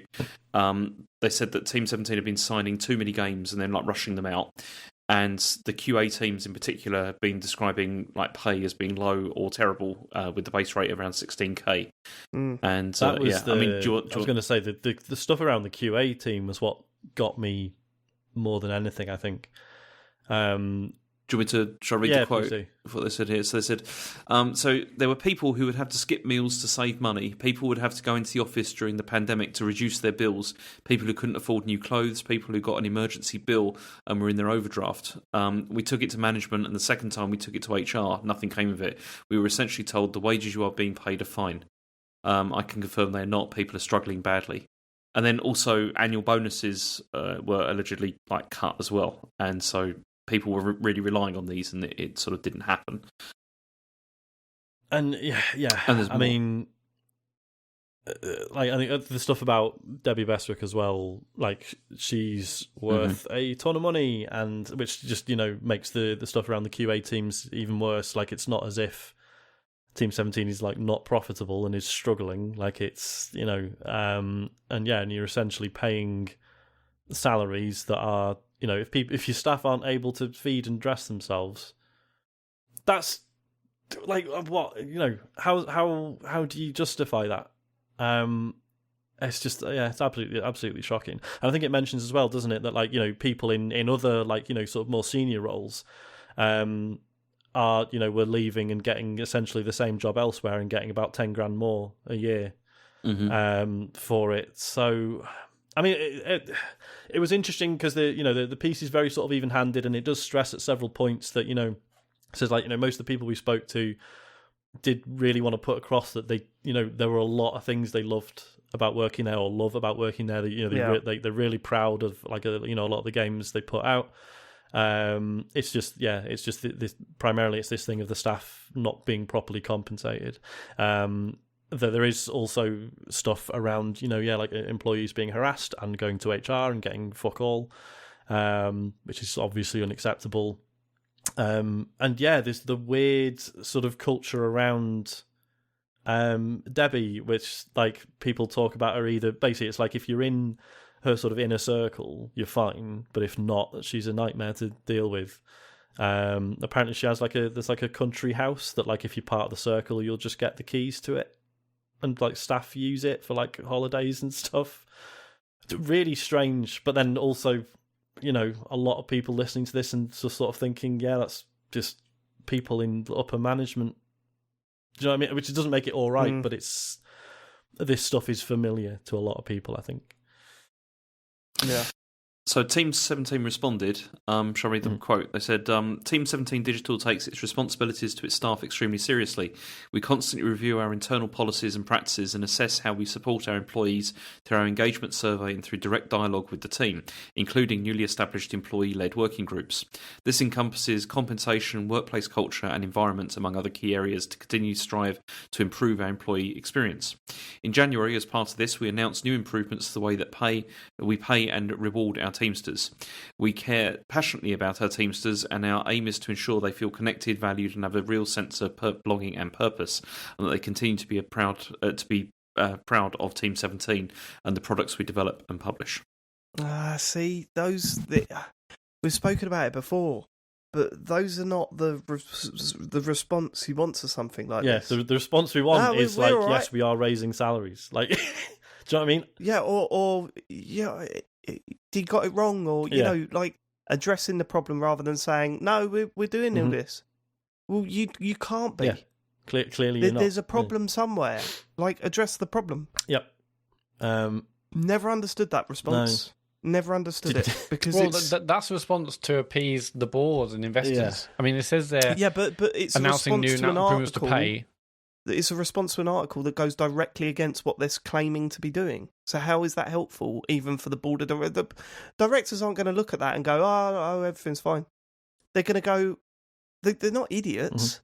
They're going to see that there's an article about how the staff are struggling and coming out with a quote that says, "No, they're not. It doesn't work." Well, yeah, but this sort of comment will be approved by the board. So they're like, look. Never admit defeat. Never admit being wrong. Saying, we put these things in place and we'll move forward. And that's why that quote. Well, that's why those quotes are the way they are. Right, but it should it makes no sense. That makes no sense when you're responding to an article like this. What you're saying it makes the company look worse, Matt. So I don't understand. What I'm saying is that not that. I can't believe they put this out, is that I do not understand this tactic. Because they are essentially saying all the stuff that has been said about us, we're doing the right thing. And it's like, well, how have you got to this point now then? It doesn't relate to reality, does it? The statement. It's just It says sort of all the right things but in the most superficial way, and it doesn't stack up against what we've heard from actual employees. Did you read, James? Did you read the thing about Debbie making staff wrap her family's Christmas presents? No, I didn't see that bit. Yeah, apparently that was corroborated by several people, and has apparently happened on several years on the trot. Oh dear, just very odd. I mean, and full disclosure, I should say, I've applied for a load of jobs. Team 17 probably won't hear back after this goes out, to be honest. I can't believe, Sean, you didn't get a head of Christmas present wrapping. I'm fucking good at it. Just don't ask me to do any bottles. They're too hard. When you say that you're going for a holiday next year at a big house, then we know that you've changed careers. Yeah. We could do a live show from there. It's, I'll be all right. I've got the keys. Come over, but and obviously prior to doing that, I'd looked on Glassdoor, which obviously is a very useful website, but obviously you're always going to get the people complaining. But it did seem fairly even-handed. There was a lot of people saying sometimes hours take the piss a bit, or the salaries aren't as competitive, but you know what, I really enjoyed working there. You get to try your hand at loads of different stuff. It's not just you do your one job and don't interfere with anyone else, and and all that stuff really appealed. So not all that stuff, not the low salary and the bad hours, but getting to try out various things like that really appealed to me. But after hearing this, probably won't apply for any more jobs there.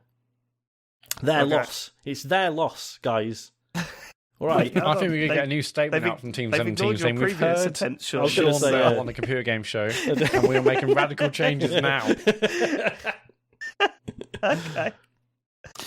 Okay, next story is that Microsoft have commented on releasing Call of Duty on PlayStation beyond the existing agreement and into the future. So basically, this is the quote. They said, some commentators have asked whether we will continue to make popular content like Activision's Call of Duty available on competing platforms like Sony's PlayStation. Then they said, to be clear, Microsoft will continue to make Call of Duty and other popular Activision Blizzard titles available on PlayStation through the term of any existing agreement with Activision, and we have committed to Sony that we also make them available on PlayStation beyond the existing agreement and into the future, so that Sony fans can continue to enjoy the games they love. Okay, makes sense for Call of Duty, but there's still. I mean, the reason why people jump to this conclusion is because isn't Starfield a Xbox exclusive? Yeah. So, weird, isn't it? I'd love to know which ones they choose to. Call of Duty is $1 billion franchise. Starfield is the next new game. Well, it's harder to determine. It's not just the next new game, though, is it? It's also Microsoft said they wanted Starfield to be played by more people than had played Skyrim, and that's just not possible if it's only coming out on Xbox. Yeah, no, because we've got an xCloud anyone with a mobile, James, can play it. Yeah, it's weird. Like, are we going to see Call of Duty die and the the developers then just calling it something else and then that going exclusive? Like, is that the way we're going to go? I don't know. It's weird. I like the other comment about the fact they want it on Nintendo's most successful platform as well. Yeah, that was the next thing. So they've also said they want it on Switch. So this was Microsoft President Brad Smith saying, "We'd like to bring Call of Duty to Nintendo devices. We'd like to bring the other popular titles that Activision Blizzard has and ensure that they continue to be available on PlayStation and they become available on Nintendo." And he was speaking to CNBC about this. So, yeah, I mean, Warzone on Switch makes sense, right? Do you know, I love the way he says, like, we'd like to bring the other popular titles that Activision Blizzard has. And it's like, if you just say, which ones are those? And then Warcraft on Switch is happening. Is that just the other ones? Or World of Warcraft, even. Tony Hawk. Yeah. Spyro. That's already on Switch, wasn't it? Didn't the remake 1 and 2 Yeah, come that came out on Switch. Yeah. All right. Yeah, okay. I mean, this is ultimately a good thing. You know, just keep it everywhere. I just don't trust it, Matt. No, well, no, This I was all- thinking that. This is There's all because still of clever language in this regulators. statement. This is all because of regulators. It's because there's all the thing at the moment going on with app stores and everything, and they're trying to, they're making changes now, aren't they? Before before the deal goes through, you say, "Look, we've done our stuff already. Of course, it's going to be." As soon as the deal goes through, they're like, joking, psych, exclusive, baby, let's go." Major Nelson walking up to Sony offices and going, "Psych." Yeah, they go to like an Xbox Direct or whatever on the day of the acquisition going through. You're saying, last year we made some comments. Well, fuck you, motherfuckers. We were joking. Yeah, I just don't trust it. I don't trust like that. Yeah, it'd be interesting. I mean, I still think anything new Call of Duty wise might go exclusive, but maybe a spin off. I don't know. Yeah, a spin off of the many other spin offs. Yeah. Go on. Okay, last story is that Master may be getting difficulty modes after all. And we should stop calling it that because, we are an hour and 40 and still in the news and people have already forgotten that we were calling Sifu Master. Yeah, I think it's Sifu. Yeah.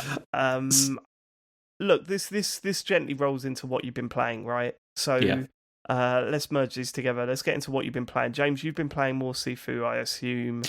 Matt, you've been playing it as well. I have. I must admit, I've not bought it. I've not played it. Part of the reason is, money's a bit tight this month for me.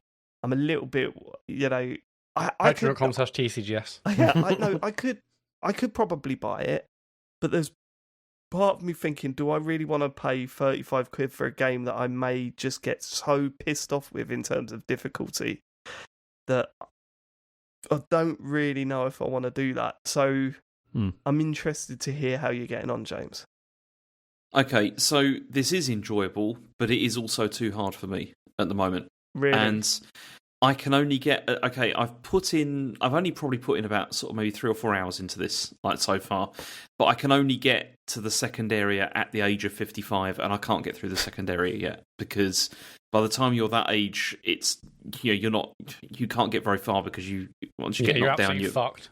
Yeah, you're done. You Isn't need to get through... Sorry, go on. You need to get through the first area and be at least under 30 for it to be doable for like the rest of it, I think. And I just cannot get the timing down like reliably, like for not just for parrying, but also just for dodging and everything.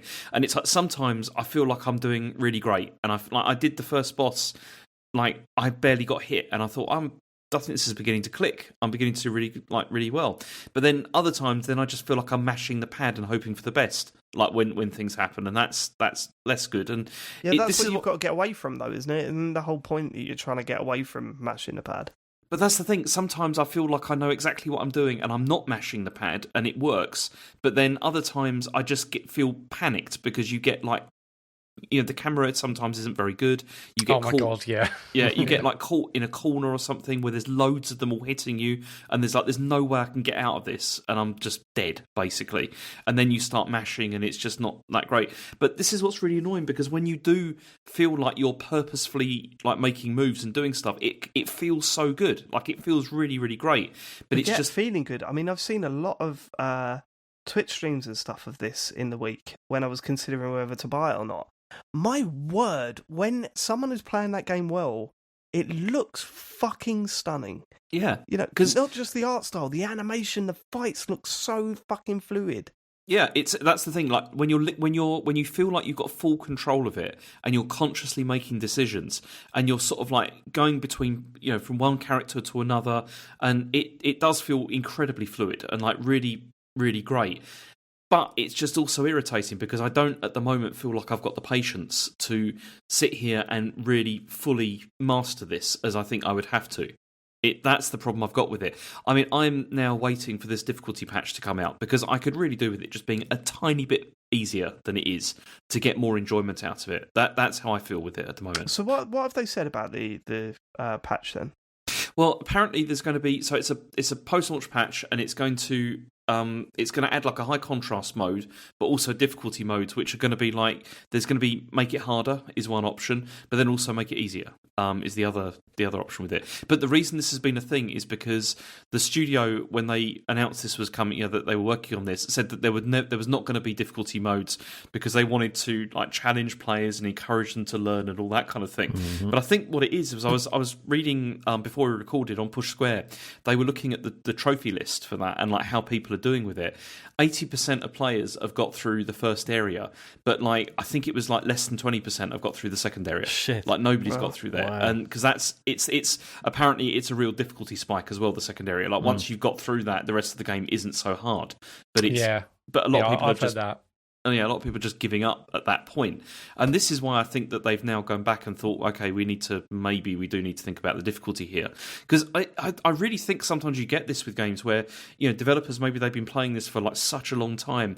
They've got really good at this and everything, but it's not what people are expecting. Well, there would have been focus testing and stuff, right? It's not just them playing the game. You never know with smaller teams. Like you definitely see it more with indie stuff. And I'm not saying this is what has happened here, but yeah, there's a lot of indie games where you get the sense it's like, right, this has been played by the devs and their mates, and they've maybe not got some more honest feedback. I mean, Lake, look at Lake. That I reckon that's got that feel about it, which again may be unfair. I don't know, but do you know what I mean? There's that. But there's enough there that you're like, yeah. To be fair, if my mate made this, I'd be proud as fuck of him.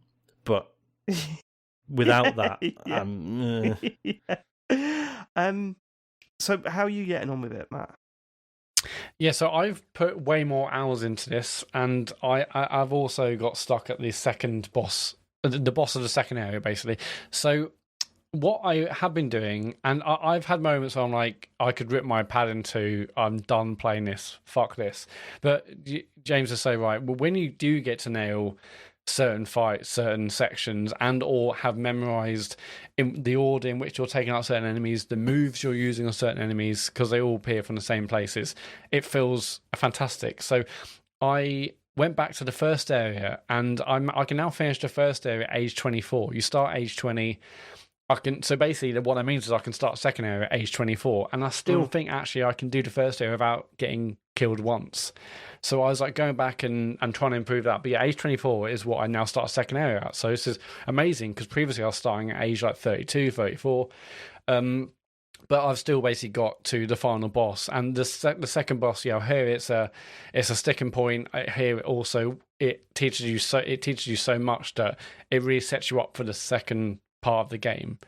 The following levels of the game.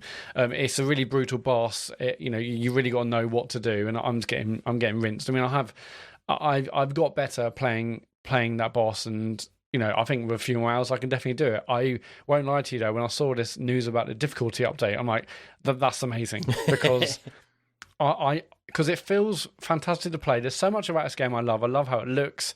I love when you kind of discover things, basically there's a bunch of well, I guess I'm not sure if they're defined as clues, but basically a set number of things you find around the area. They could be keys to unlock shortcuts. There could be like posters on the wall or something to explain a bit of the story. A bunch of different things, and I love the way it tells the story through the collectibles in each area. I love the way that when you properly nail moves and you know how to tackle certain areas, certain enemies, it feels fantastic. And you're right, like these fight sequences look choreographed when you properly nail it.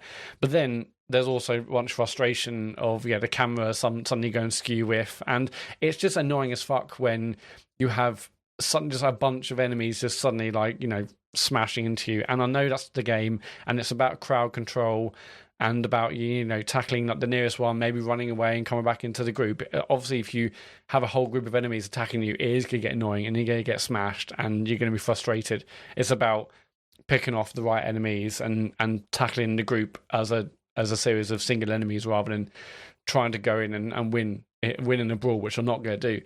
I'm generally not into fighting games, and this has so many moves that I feel like you need split-second reactions to say, okay, well, I think there's 20 plus moves, and there's tons to unlock, upgrades on those moves as well.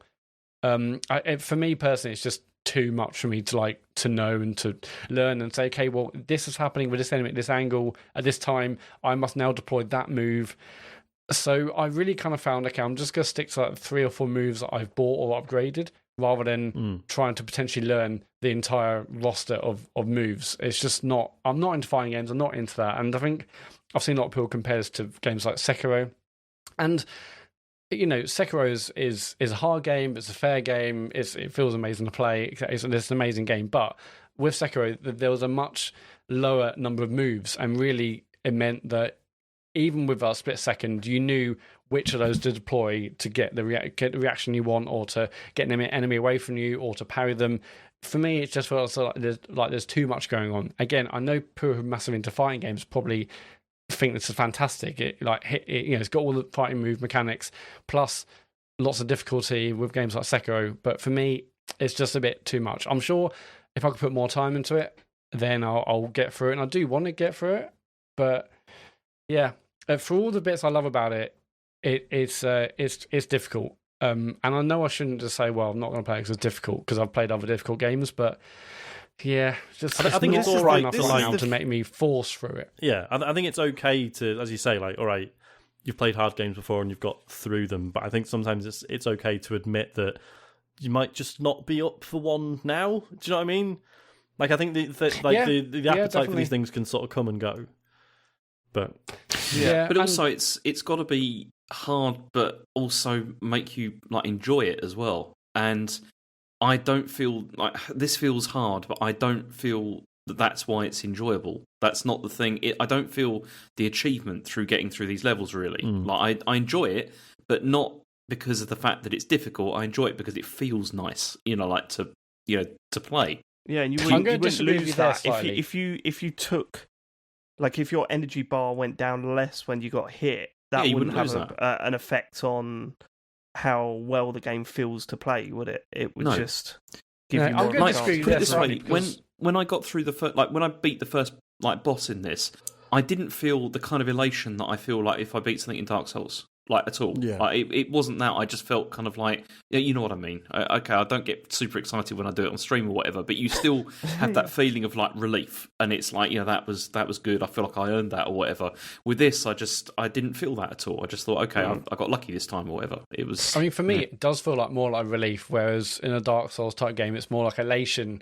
But I will say, I probably have more satisfaction from when I was constantly playing the first level called the squats over and over and over again to get it where I finished it by age 24. I was getting loads of satisfaction by that, and actually I was enjoying that part of the game more than me just, okay, level 2, I'm just going to hit my head against the wall, getting smashed. I was like, okay, no, it's much more fun for me actually to go back to earn the points I can to buy and upgrade movesets, to deploy them on this first level, try and get this first level done as perfect as I can get it. That was actually really fun, and I probably spent more of my time doing that in the game than I have been trying to necessarily progress on this difficult second level. Now, I know lots of people listening, like the ones that are into fighting games, into these sorts of games, think, no, you don't understand the nuance, you don't understand this, you're not tackling fights the right way, whatever. All I'm saying is, I just, there's not enough for me right now to keep smashing my head against the wall to get through it.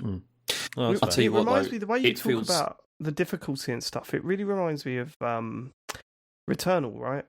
So Returnal was so much fun. When we first started playing that game, Matt, we were like, this is fucking incredible. Oh my God, I'm loving yeah. everything about it. But when I got to the third biome in that game, I was like, I really do feel like this is beyond me now. Like I God knows how long I've spent trying to get through that third biome.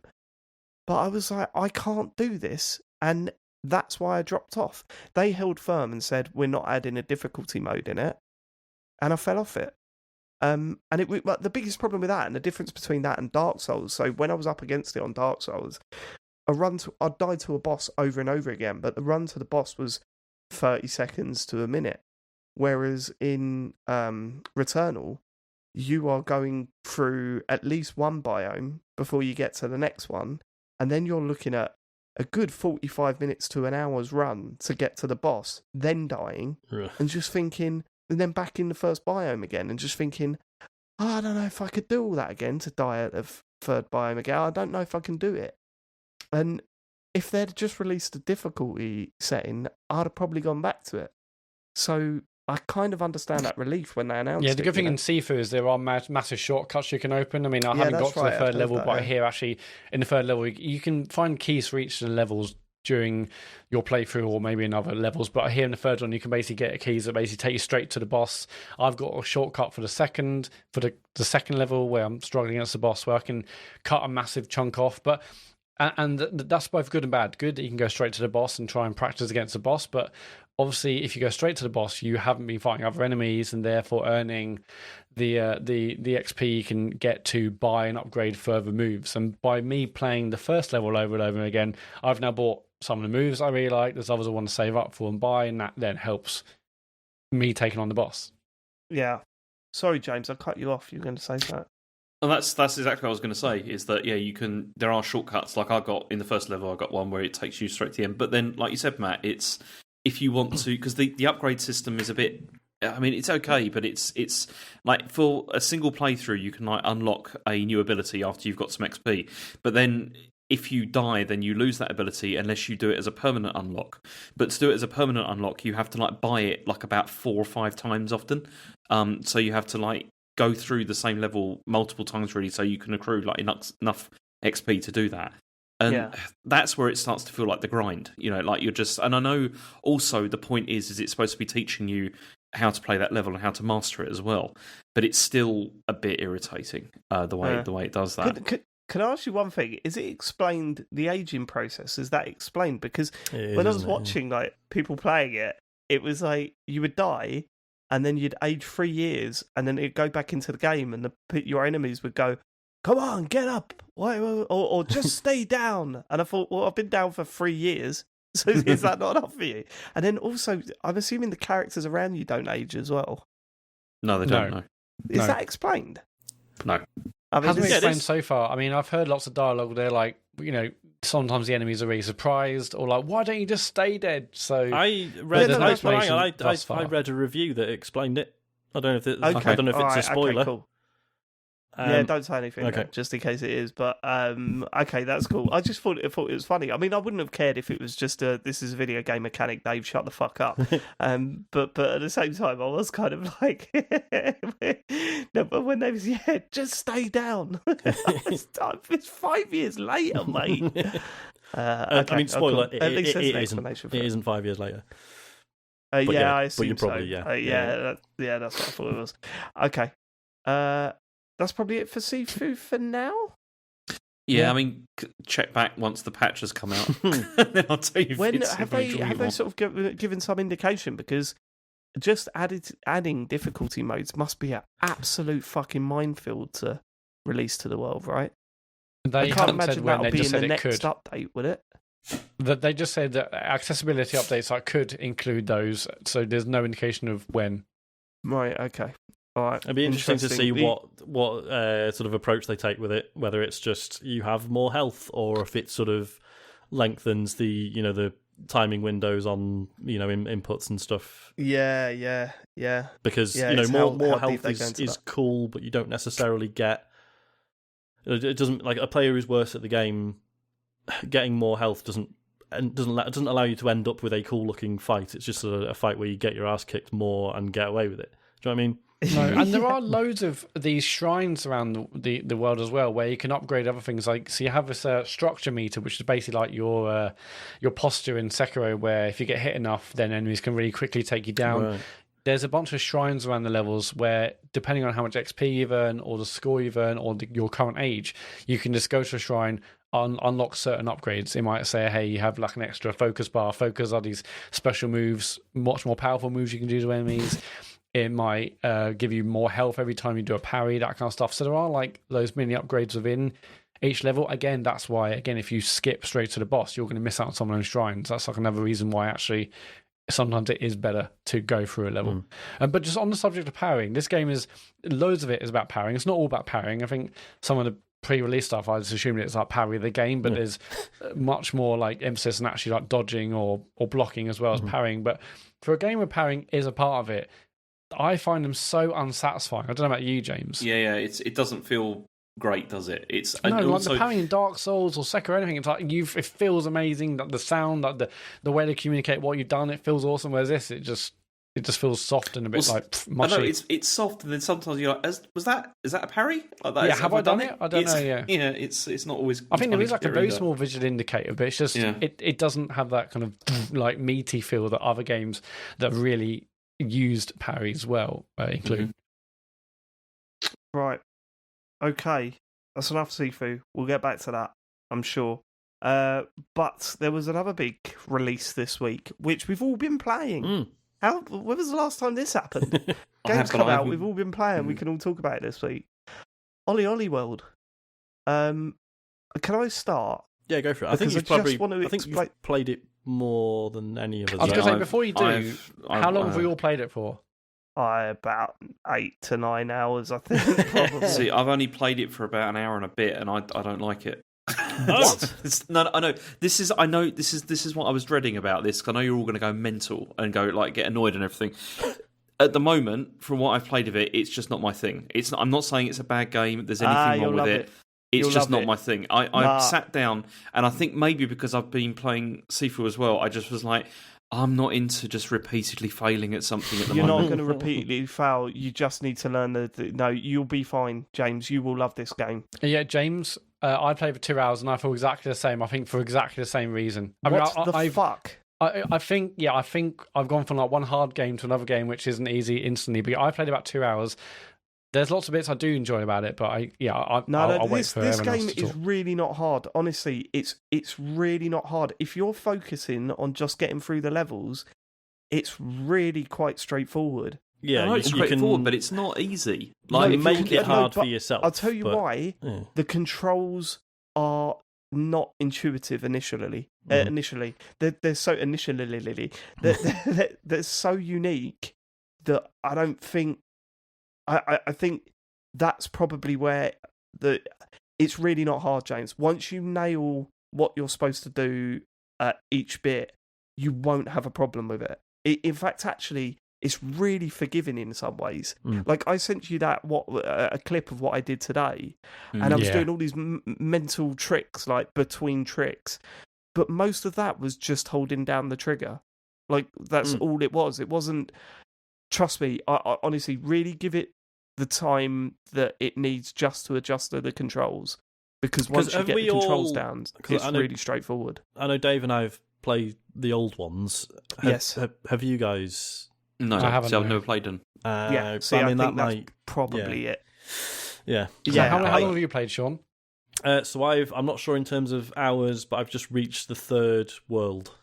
Yeah, so you're relatively far into it. I'm on like the 5th world or whatever. But obviously that's not all I've been doing. I've been going back and redoing those worlds over and over again and trying to, get my scores higher. So I was a fan of OlliOlli and OlliOlli 2. but I never really sort of stuck with them to the point that I have with this so far. I'll get this out of the way. I was really confused when I started playing this game because I thought, hold on, this is not what I thought this game was. I genuinely thought it was like a Yoku's Island Express. Like, it was an open world thing where you skate to an area and you explore the town by, like, skating and stuff. Because as soon as you said it, I was like, I was sure I'd heard something about it being open world. And, and in hindsight, I don't know how that would work. I'm not even sure I even want it. It was just, once you said it, I was like, fuck, no, I'm sure that's something what said it was. When I watched the original trailer again, the announcement trailer, it does kind of look like that because you skating and stopping and talking to characters, and that happens in this game at times, but rarely. The structure of OlliOlli World is the same as OlliOlli and OlliOlli 2, right? There's a sequence of levels, and there's occasional like little bonus ones, and obviously each level has like a ton of like optional objectives and score targets and stuff. Yeah, that's it. It's OlliOlli. Which is fine. Which is fine, but it was weird when I started playing it and just going, oh no, this is just OlliOlli again. But what I will say is that obviously the biggest change they've done is visually. Like, it looks totally different. Whereas OlliOlli was this sort of very basic, two-tone game with silhouettes and all this sort of stuff. This is vibrant.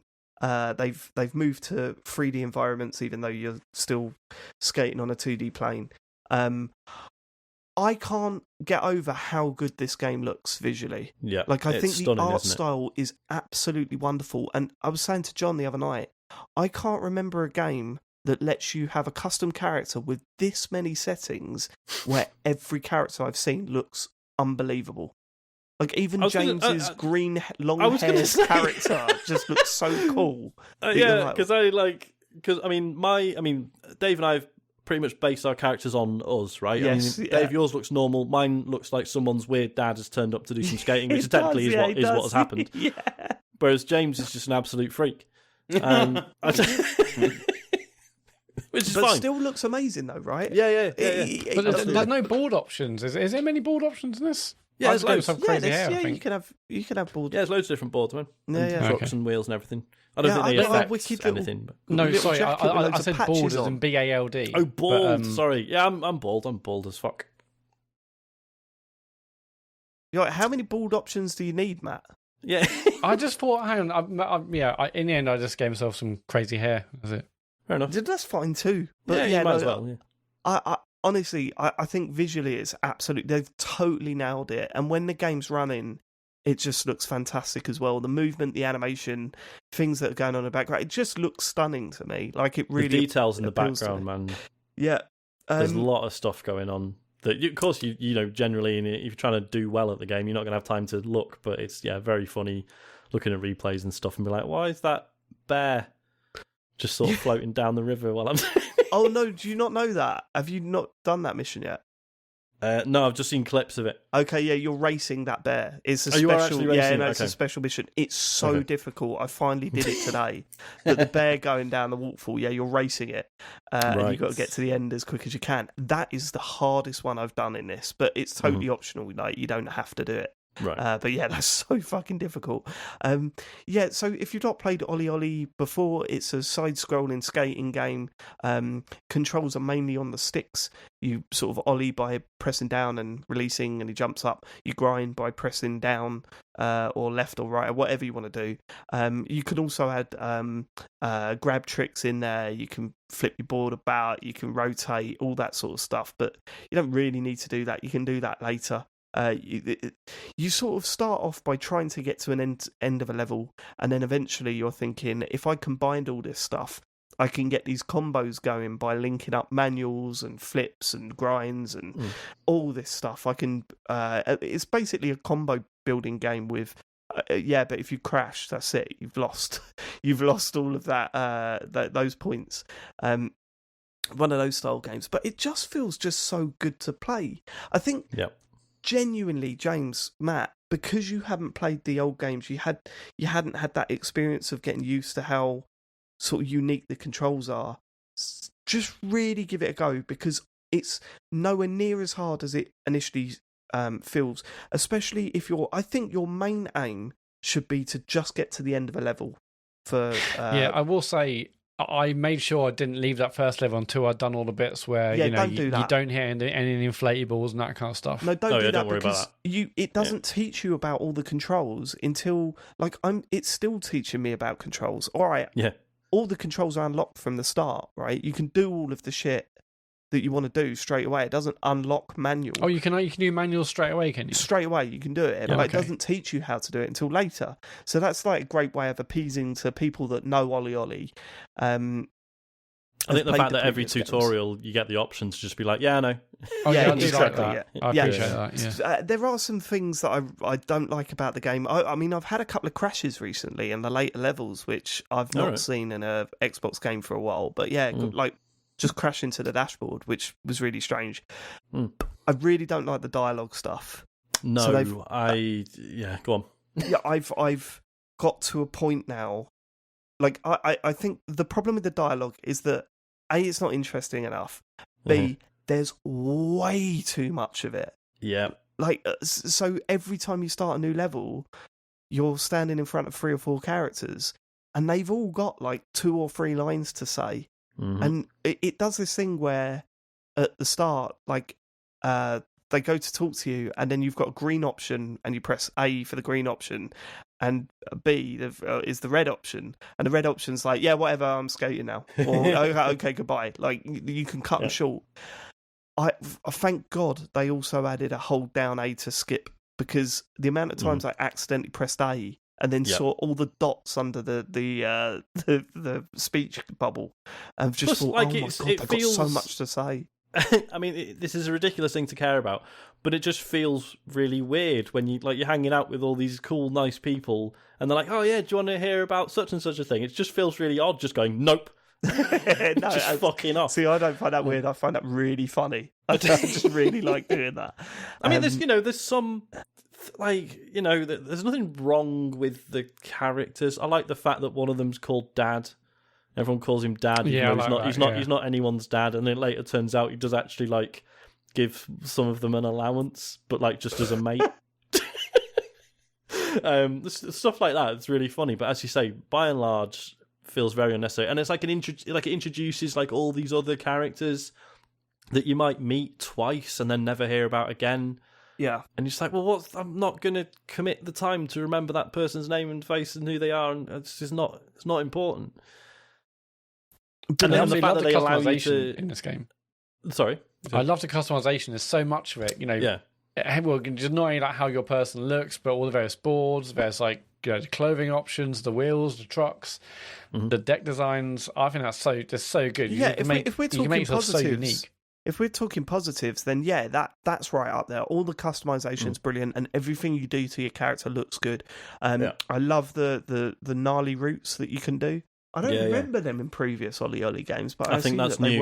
Because the others were always like flat 2D, weren't they? Whereas this uses the 2.5D stuff. So as you're skating around, you might spot there's like an alternate route, and I think sometimes it's like if you hit a certain grind, that'll technically put you on a gnarly route. Yeah, it does it in several different ways. You can either hit a certain grind, or you can press X where there's a road next to you and switch. You also on some of the alternative routes, you can meet characters along the way. And that and there's like some bonus levels and stuff. But I really have been playing this game in 2 or 3 different ways. I'm doing just get to the end of a level, because especially on the later levels that becomes a bit of a challenge. But the cool thing is there's checkpoints along the way, so it's not like you have to get all the way to the end without crashing. There's no need for that. You can just press Y, repeatedly do that bit, and then once you nail it, there's usually a checkpoint, and you could go back to it. You get to the end of the level, you move on. And similarly, like if there's an objective that's like collect 3 things or whatever. Like if you do that and then have to restart the level, that objective is still ticked off. It's totally cool with that stuff. And once I get bored of just getting to the end of a level or whatever, I then go back to the earlier levels and go, okay, let's try and get a really good score on this one. And it really feels totally flexible for you to do that. As I said, all of the moveset is unlocked from the start. Although the tutorials are later on in the game or throughout the game, it's all unlocked from the start. So you can just you can do that. You can go back and just start working on the earlier levels again, without the need to complete that adventure. Once you know that what the controls are, you're sorted. So it really feels flexible with how it wants me to play. It doesn't seem to be forcing me to do something. You know, it would be so easy for this game to go, yeah, you got to the end of the level, but you didn't get enough points. Do it again. Like, it doesn't do that. It just goes, you got to the end of the level, here's the next one. And I fucking love that. I love that about this game. And, you know, part of me is slightly disappointed that this is ultimately, at its core, it's another OlliOlli game. I think the vast majority of the stuff that they've introduced to it has worked and is brilliant. I think the odd thing they've introduced to it has not worked and kind of sucks, but you can skip past most of that shit. But I'm not done with it. I'm loving it. It's my go-to game at the moment. And this is the other reason why I haven't bought Sifu, because I'm kind of like, I've not got time for this and that, and then Forbidden West coming out like this week. So it's at the moment it's like maybe I'll get to Sifu later or whatever. But James, Matt, just give it a chance, I think. Yeah, I've got it on Switch, so I'll be playing it much more than I would say if I was just sat down at my console. So I'm going there for a few days now, so I might try and get some time. Well, I will definitely get some time in on it. There's probably an argument I love how that it looks, but I'm very early on. But yeah, just like that initial thing, having just come from Sifu. But I know the games aren't really that comparable really at all. So yeah, I'm excited to play more.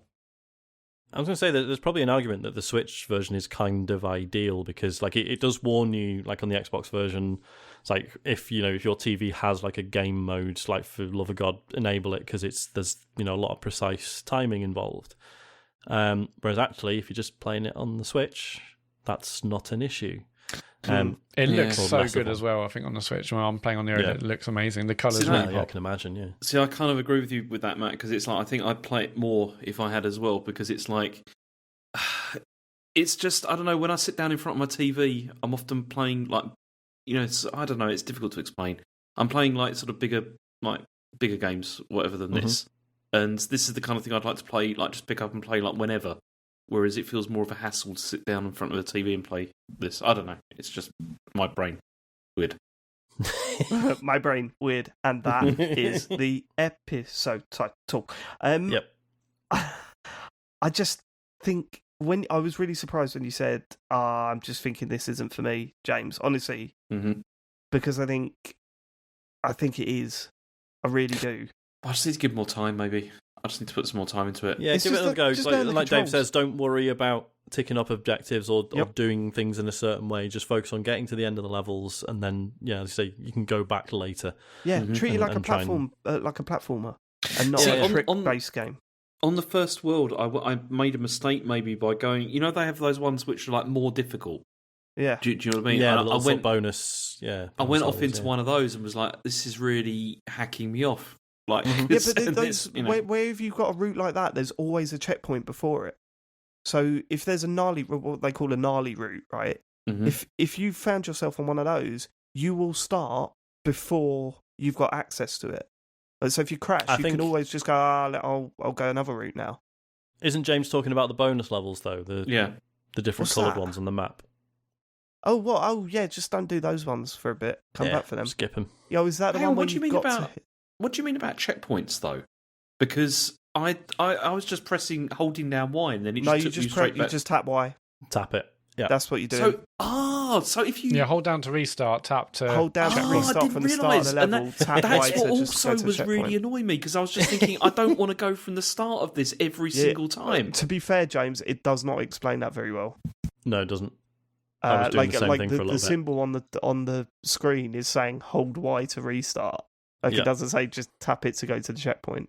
And if you haven't, taken the time to read all the brilliant dialogue, you won't have seen that it's like, oh yeah, if you pass, it does say that. What's the name? Yeah. The current skater, God, whatever her name is. I can't remember. It says it right at the start, doesn't it?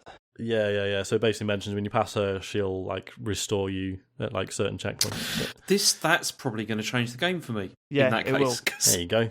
I knew there was something. I knew there was something wrong because I was playing this and thinking, I know you'll like this because it's if you can totally treat it like a platformer, like you know what I mean, and just go, okay, I keep fucking up, but eventually I'll do it, and then I'm through and I'm at the end. Like, don't worry about your points, don't worry about your tricks. Just get through to the end, and then as you play and as you work through those levels, soon enough it will slowly teach you that I need to combine tricks now just to get through the level. But it slowly builds that up, it slowly introduces that, and then by the time you get to like the fourth world, you'd think, hold on, all the stuff that I've learned through just naturally trying to get to the end of the level, if I combine that all on the first few levels, I'm suddenly getting insane scores. And that's how OlliOlli works. It's brilliant. Man, what I do love about this is that you can watch like the replays of the best in the world. And I did it on the first level, and it's like incredible. 240,000 points. This is absolutely ridiculous. But yeah, did you say 24,000? 240,000. Oh right, okay, yeah. It's when you see some people doing it right, it's utterly incredible. But no, I love the fact that it, man. Yeah, I just love the fact that, as you say, it's in a lot of ways it's technically a platformer, but there's something. I mean, it's not a music game, but there is something very rhythmic about it. Or very the music percussive. in it is just beautiful, isn't it? The music's really good, and the lo-fi but you know the fact beats, that like the sort of bass and the drum, it's really dipped down into the background as well. Yeah, it's just wonderful in this game.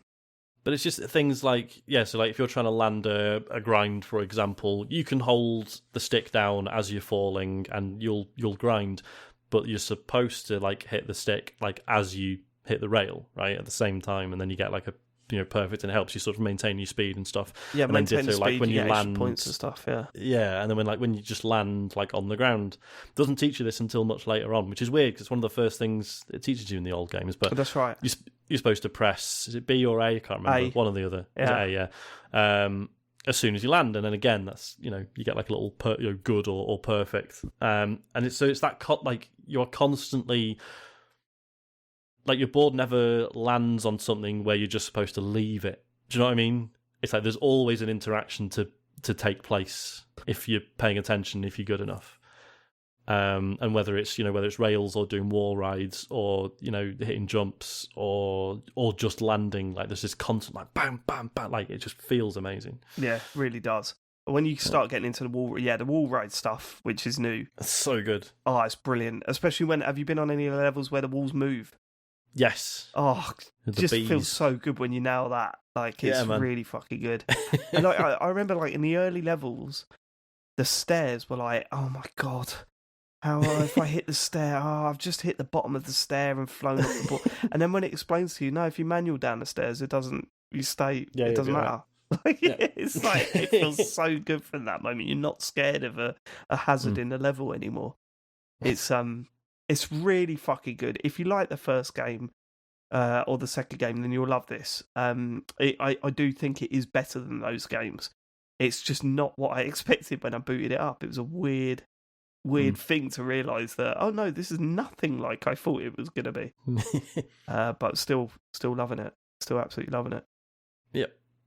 Right. I will play more. Yeah. You should do. Cool. James, you're going to love it. I'm telling you, you're going to love it.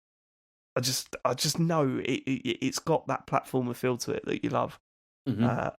And now that you know that you don't have to start from the very beginning every time. So that's the thing. I thought you had to do that every time, and it was really annoying. Mad. I mean, it's a bit because there is like an objective to do each level without using any restarts or any checkpoints. Yeah, I gave up trying that for a while. Yeah, you just got to let go of that because it's just going to piss you off if you keep thinking. It's just the way it comes up and says press Y to restart. I was like, all right.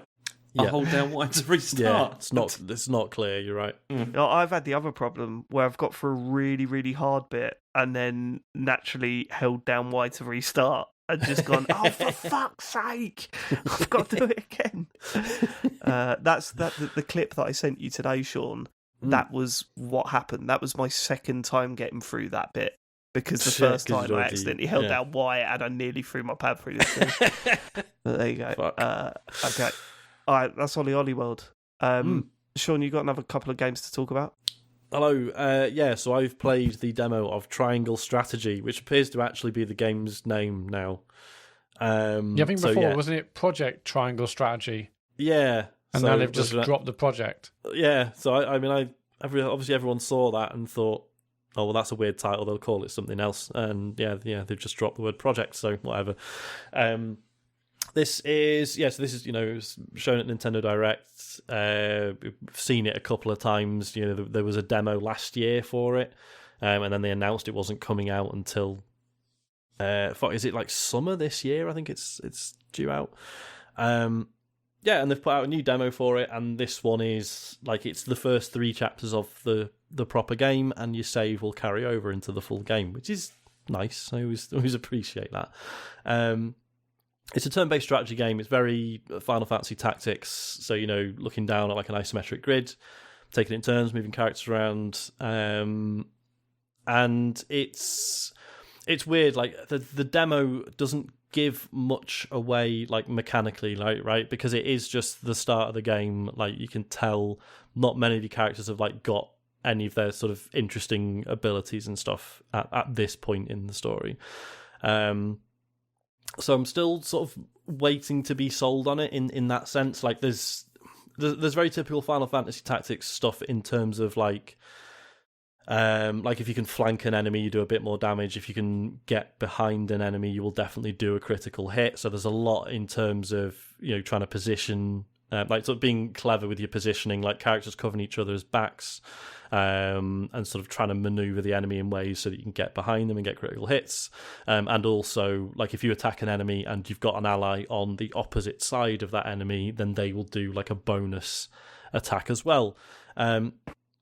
So that's, in terms of the demo, that's mainly what you're concerning yourself with, because as I say, no one's got like really interesting abilities. You've got like a healer and someone who can do fire magic and stuff like that. So that stuff is fine. I would like to see more of like where that stuff goes in the full game. But what this does more of that the first demo didn't was it obviously, because it's showing you the start of the story, and they've made quite a fuss about there being big choices in the story that affect how the game goes. And yeah, there's like tons of story. So this, as I say, it's the first 3 chapters of the game. I think I've put about 4 hours into this, and I've still not quite finished it. So it's a hell of a demo. And so does this demo not carry on from where the first demo ended? No, so the first demo was like slices from like later on in the game, whereas this is just the beginning of the game. Interesting.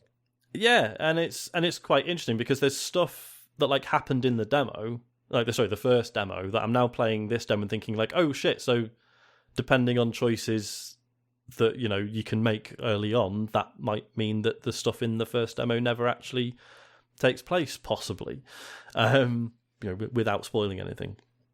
The only thing is that there's a lot of dialogue and it's all fully voiced, which is cool, but fucking hell, the actors just sound bored for the most part, which wouldn't be so bad. But there's one guy, this guy Roland, who's like your mate. And he's like he's a prince, but he's the younger prince, so he's like, fuck it, I'm never going to be king, so I'm just going to do what I want. And he's cool as fuck, and his actor is really bought into it, and he's like, there's just so much more life in his performance versus everyone else in the game. It's really jarring. I might have to turn the Japanese voices on when I play the full game, just because everyone else just sounds so flat. It's ridiculous. But yeah, the general scenario, it's quite interesting. It's this this continent that's split into 3 nations. One that like has access to all the iron. One has access to salt, which is apparently like 100% vital. And then the other one sort of governs all the trade, well, right? And the chips. Well, exactly. That's all, mate. Yeah. And it basically, there's been wars in the past, but as the game starts, there's been, they're like celebrating 30 years of peace. And there's like genuinely interesting conversations about sort of the different nations, sort of politics and culture, and there's sort of different outlooks. And it's like that stuff is genuinely interesting. So like it's not that the writing is bad, but the scenario is interesting, and that sort of carries it through. It's just that the actual dialogue is quite tedious to get through at times. So yeah, I mean, I'm in. I'm definitely keen to play it. It's like it's got the. Do you remember Octopath Traveler? Probably not. I do. That was yes. that was one everyone was angry at us for not including in the Game of the Year one year, right? Were they? Doesn't sound like I is listened. Octopath Traveler the one where you had to do the there's a pacifist run and all that stuff? Oh no, that's No, that's the other one. The I've other forgotten one. the name. The other video game. Undertale. That's it, Undertale. Undertale, Yeah, yeah. no, I'm getting mixed up. Yeah, sorry. No, Octopath Traveler was like a JRPG, but had this, it did have this like really cool sort of 2D, 3D art style. So it's like the sort of little 2D sprites, but in a 3D world, and like sort of really cool lighting and visual effects and stuff. This is continues that, but I mean like it's got this really heavy sort of depth of field effect and like really heavy vignetting around the screen. You can turn them both off, and I have, because it just felt like I just couldn't fucking see anything properly. Like everything's like a bit blurred out. So I hated it. So I turned that off. But other than that, it looks really nice. Cool. So yeah, as I say, it'd be I'm still interested to see where the combat goes, because as it stands, it's not too interesting, or it's certainly not anything that you haven't seen a dozen times before if you're into this sort of thing. But I think the story stuff could get really interesting. So yeah, excited to see. I can't remember if it has a firm date yet, but yeah, We'll see. I'll be there. All right. What else you got for the us? other thing is, I finally finished Bowser's Fury. Oh shit! You didn't finish it. No, well, I say finished. Beat Bowser, got 50 shines. Oh, you didn't get obviously- 100. No, not yet. You got to get 100, man. That's good. You've got to do it. No, yeah. I will. I fully will. Well, it's been such a strange one, because like obviously we all talk a lot about games that we've played with our kids and how amazing that is when it works. Yeah. Whereas this is one where Isaac, God love him, has been nothing but a hindrance. Mario games are good for that. Yeah, like he insists that I put it on, and then like he wants to play with me, but you can't. Like you can't do it yet. Like he's too young. Especially like, I mean, he can barely do the 2D ones. So obviously going to something like 3D World or Bowser's Fury is just like completely too much for him. I think, just while we're on this subject, personally, I think the 3D ones are easier than the 2D ones. Yeah, they Really? definitely are. I found that with Harry, that he was finding the 3D ones way easier than the 2D ones, because the 2D ones can be brutal, man. You need real precision on the 2D ones that you don't Yeah. need so much with the 3D ones. Yeah. Oh, interesting. But is it not also the combination of like controlling the camera as well as the actual movement? Yeah. No, because the Mario games are quite good at sort of directing the camera anyway. I suppose, yeah, certainly with 3D World, you don't need to, do you? I mean, Bowser's Fury, you do a bit. Yeah.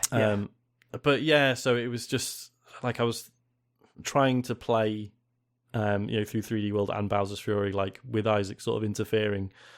Which, as I say, it's not his fault. It's just too young, but he's well into Mario stuff, so he was like always wanting to be involved. Whereas this was like, for some reason this week, he's been asking me to put it on, but just wants to watch me play it. Oh, that's the dream. Yeah, so made shitloads of progress, and like I say, finally got the 50 shines on Bowser's Fury.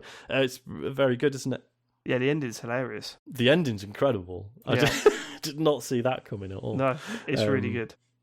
So yeah, and as I say, yeah, excited to go back and get the rest of the shines. Do that, because there's some really good ones. There's some shit ones, and there's some waiting about near Bowser blocks.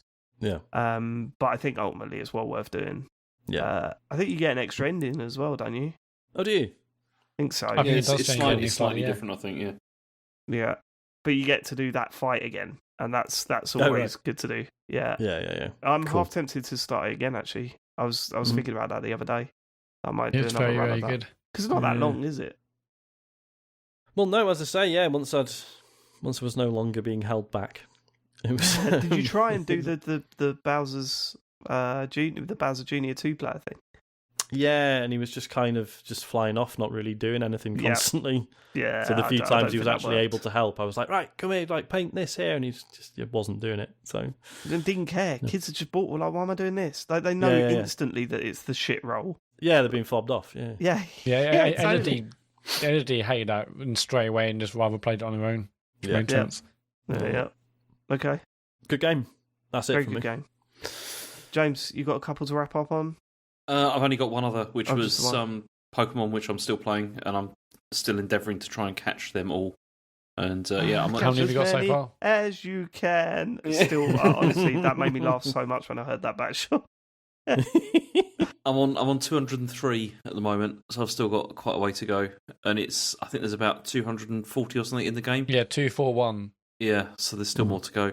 But it's getting to the stage now where the ones that I need are becoming a bit irritating to get, because they're all just like, you need to get this thing, like this block or whatever, and then it needs to be raining and a full moon, and then then it will activate or whatever, and it's just like, oh, that's annoying. There's just a lot of things like that now. But I've got to the stage where I think I'm at a tipping point where it's like, well, I might as well just do it now because I've not that many left. And You're mad with this stuff though. yeah, When true. there's something to tick off, you're all over that. Yeah, it's But true. you're Which also is weird doing- because that's the most, like, in terms of you, I would not have you down as one of those people that would have to tick off lists like just because there's a list there. But you totally do that in games. It's mad. Yeah, with certain games, yeah, I do really get like that, and I know this feels like it's one of those, and I'm still enjoying it, kind of, but this is starting to take the edge off a bit and starting to become less Didn't good. you have to fully complete 3D World? You had to complete like loads of levels again, Man, but with that was- different characters. I completely 100% completed 3D World, and you have to do the final level with all like 5 characters or whatever, and it's mad. I don't know That's why I insane. did that. I just sat there and I did it, and I was just like, and then I was just like trying to explain to Jen. I was like, "Look, this is a real achievement. Like, this is a." She's like, doesn't care. This is a real achievement. While the fucking bathroom is still in darkness. This was ages ago. Yeah. Good point. Yeah. All right. So that's all you got to say about Pokemon? Yeah, I've got nothing else. Yeah. All right, let's do a couple of questions. This is another really long one. These are getting too God, yeah. long, these podcasts, aren't they? I'm so tired. If you Well, want to yeah, send but us a you forget question, it's 3 o'clock in the morning for James. It's true. his own fault. He's not allowed to use that. He's not allowed to say that. It's his own Say fault. nothing. I'm saying absolutely nothing. You betrayed the Queen, James. You deserve every lack She's of sleep fuming. you get. She's absolutely fuming now. She is fuming. James Farley did what? If you want to send us a question, go to tcgs.co/deartcgs. MD Kraboffs says, what do you consider yourself good at? Flipping beer mats. Oh, yeah. Have you ever seen me do it? I haven't, no. I'm really good at it. Like, it's my one July skill. the that's 2nd, rubbish. let's go. What's that? So is it the 2nd? I can do that. I can do like a big pack of them, like you see. You know, like people add them to. I think I could do like 25 of them. at Here we go. once. That's what we're doing on a live show then. Yeah, I think I could Could possibly you do do that. 50? I'll give it a go. My favourite trick was better than just doing a big pack of them. Is to do them like one on for each hand at the same time. I can do that, and I used to be able to. I'm probably out of practice now. I mean, but I anyone used could to be do able that. What? So are you saying like you have one for each hand, you flip them both up and catch them? Yeah. Is that what you're saying? Yeah. Okay, yeah. Anyone could do that, Matt. Yeah. Well, that is easy. Well, that's what you're doing then at the live show, isn't it? What? What? So you have one per hand, you both flip them up and catch them, that's it? Yeah, it's harder than it sounds, man. Trust me. I've done it. You don't have to tell me. You've done it. Hand, one packet or one single beer mat? Well, I mean, I think I've done 3 for each hand at one point, but that was when I was flipping beer mats all day long when I was working in the pub. The what was it? I used to be able to do 5p's as well. That was always really impressive. 5p. Oh, well, okay, Flip a yeah, 5p that's like next a level. beer mat. Jesus. I think I might have taken a video of that when I was in lockdown. Because at one point I was just sitting there flipping a Slow-mo. 5p. Yeah. I'll have to try and film it. Jesus, but what a shit skill to have. Like, what, rubbish. Like, you go, look how many beer mats I can flip. All right. Rubbish. Absolute rubbish. But yeah. See, my blessing and curse is that I'm always like surprisingly good at things I try for the first time, and then it's just sort of diminishing returns after that. The Dark Soul boss effect. Exactly. Isn't it? Oh, I nearly done him then. Brilliant. Yeah, I wasn't too bad. I reckon I can do that now. 40 attempts later. Yeah, exactly. Well, like, give us an example. Set. Just like, yep. The first time I absolutely smashed it. To be fair, that is absolutely disappointment. That is absolutely the opposite. To be fair, that's well, not a great start. No, it's been a steady improvement. You've told how you've lost your virginity on the bonus show, haven't you? Oh God, did I? Do you remember? Yeah, you did. Yeah. That was a weird stage for the show. That was when we were proper in lockdown mode, where everything just seemed unimportant. Nothing's happened again this month, so what other memories can we strip mine for content? Just things like for work last year, I had to shoot a load of interviews with people, and I just did it, and I had I used my camera, and I had a little wireless mic and everything, and I knew how to edit it and everything, and everyone at work was like, "Oh my God, I can't believe you knew how to do this." And I was like, "Well, I didn't know that I did. I just sort of got on with it, and I was like, yeah, this I can do this. This is fine." And then I've just had no reason. It's fucking wank. It's just terrible. Sean, what's happened? I don't know. It's just the way I work. Yeah, I can't. It's edit not even this now. It's not even that I get worse at doing the thing. I just get just completely uninterested in continuing to do it. Like when something's new, it's fascinating, and then once I've done it a few times, I'm like I've still from those interviews I shot last year, I've still got 2 or 3 I still need to edit because I've just got bored of doing them. But this is it. This is the thing. I can't really have a job where I just sort of do one thing regularly. It has to be different all the time, or else I just fucking seize up. It's weird. I want to hear James's answer to this. Yeah, go on, James. Complaining. I'm really good at that. What do you mean? What, are you one of these people that ring up the place No, and just complain down in the general, phone and then just they moaning. gave me a £50 voucher. Just generally impotently moaning about stuff. I'm really good at that. Yeah, but what benefit? Well, no one's benefit. Everyone hates it. But it's it's like I hate people that just complain. If you complain, I did it the other day. And they gave me free Sky Sports for a couple of months. All right, I'll do that. Ring them up. No, I'm not doing that, Dave. No, I complain to people around me, but not to the actual problem who's causing the problem. Not to anyone who can actually do anything about it. No. I understand, but what I'm saying is that when I hear stories like that and then attempt it myself, it never happens. I'm not happy because of this. Okay, well, you can write out a form if you want. No, don't I get free Sky Sports for 2 months? No, absolutely not. Where have you got that idea from? I don't know. Everyone else on Twitter said that. Complaining. You are pretty good at that, Matt. Yeah. Well, I'm not saying punching. This. There's nothing. I've got nothing. Fighting. Fighting. Nothing no, you I've think never you're good been at. a fight. I'd love to have a fight because I've never thrown a punch. I'd love to do that as well. That's a live show. This live show's getting crazy. Who are you going to fight? Well, I've said this before, maybe on the bonus shows. I'm worried that if I did it, it'd be the one time I punch someone and they die. Oh yeah, I remember you saying that, and I think head. we all laugh for about 10 minutes. But you always hear about those horror stories in the, I was going to say the papers, like it's 1997, but yeah, absolutely. Someone just happens to fall on a bit of bar, bang dead. I'm like, I'm assuming, Matt, that they're not having their first fight in that moment. We don't know.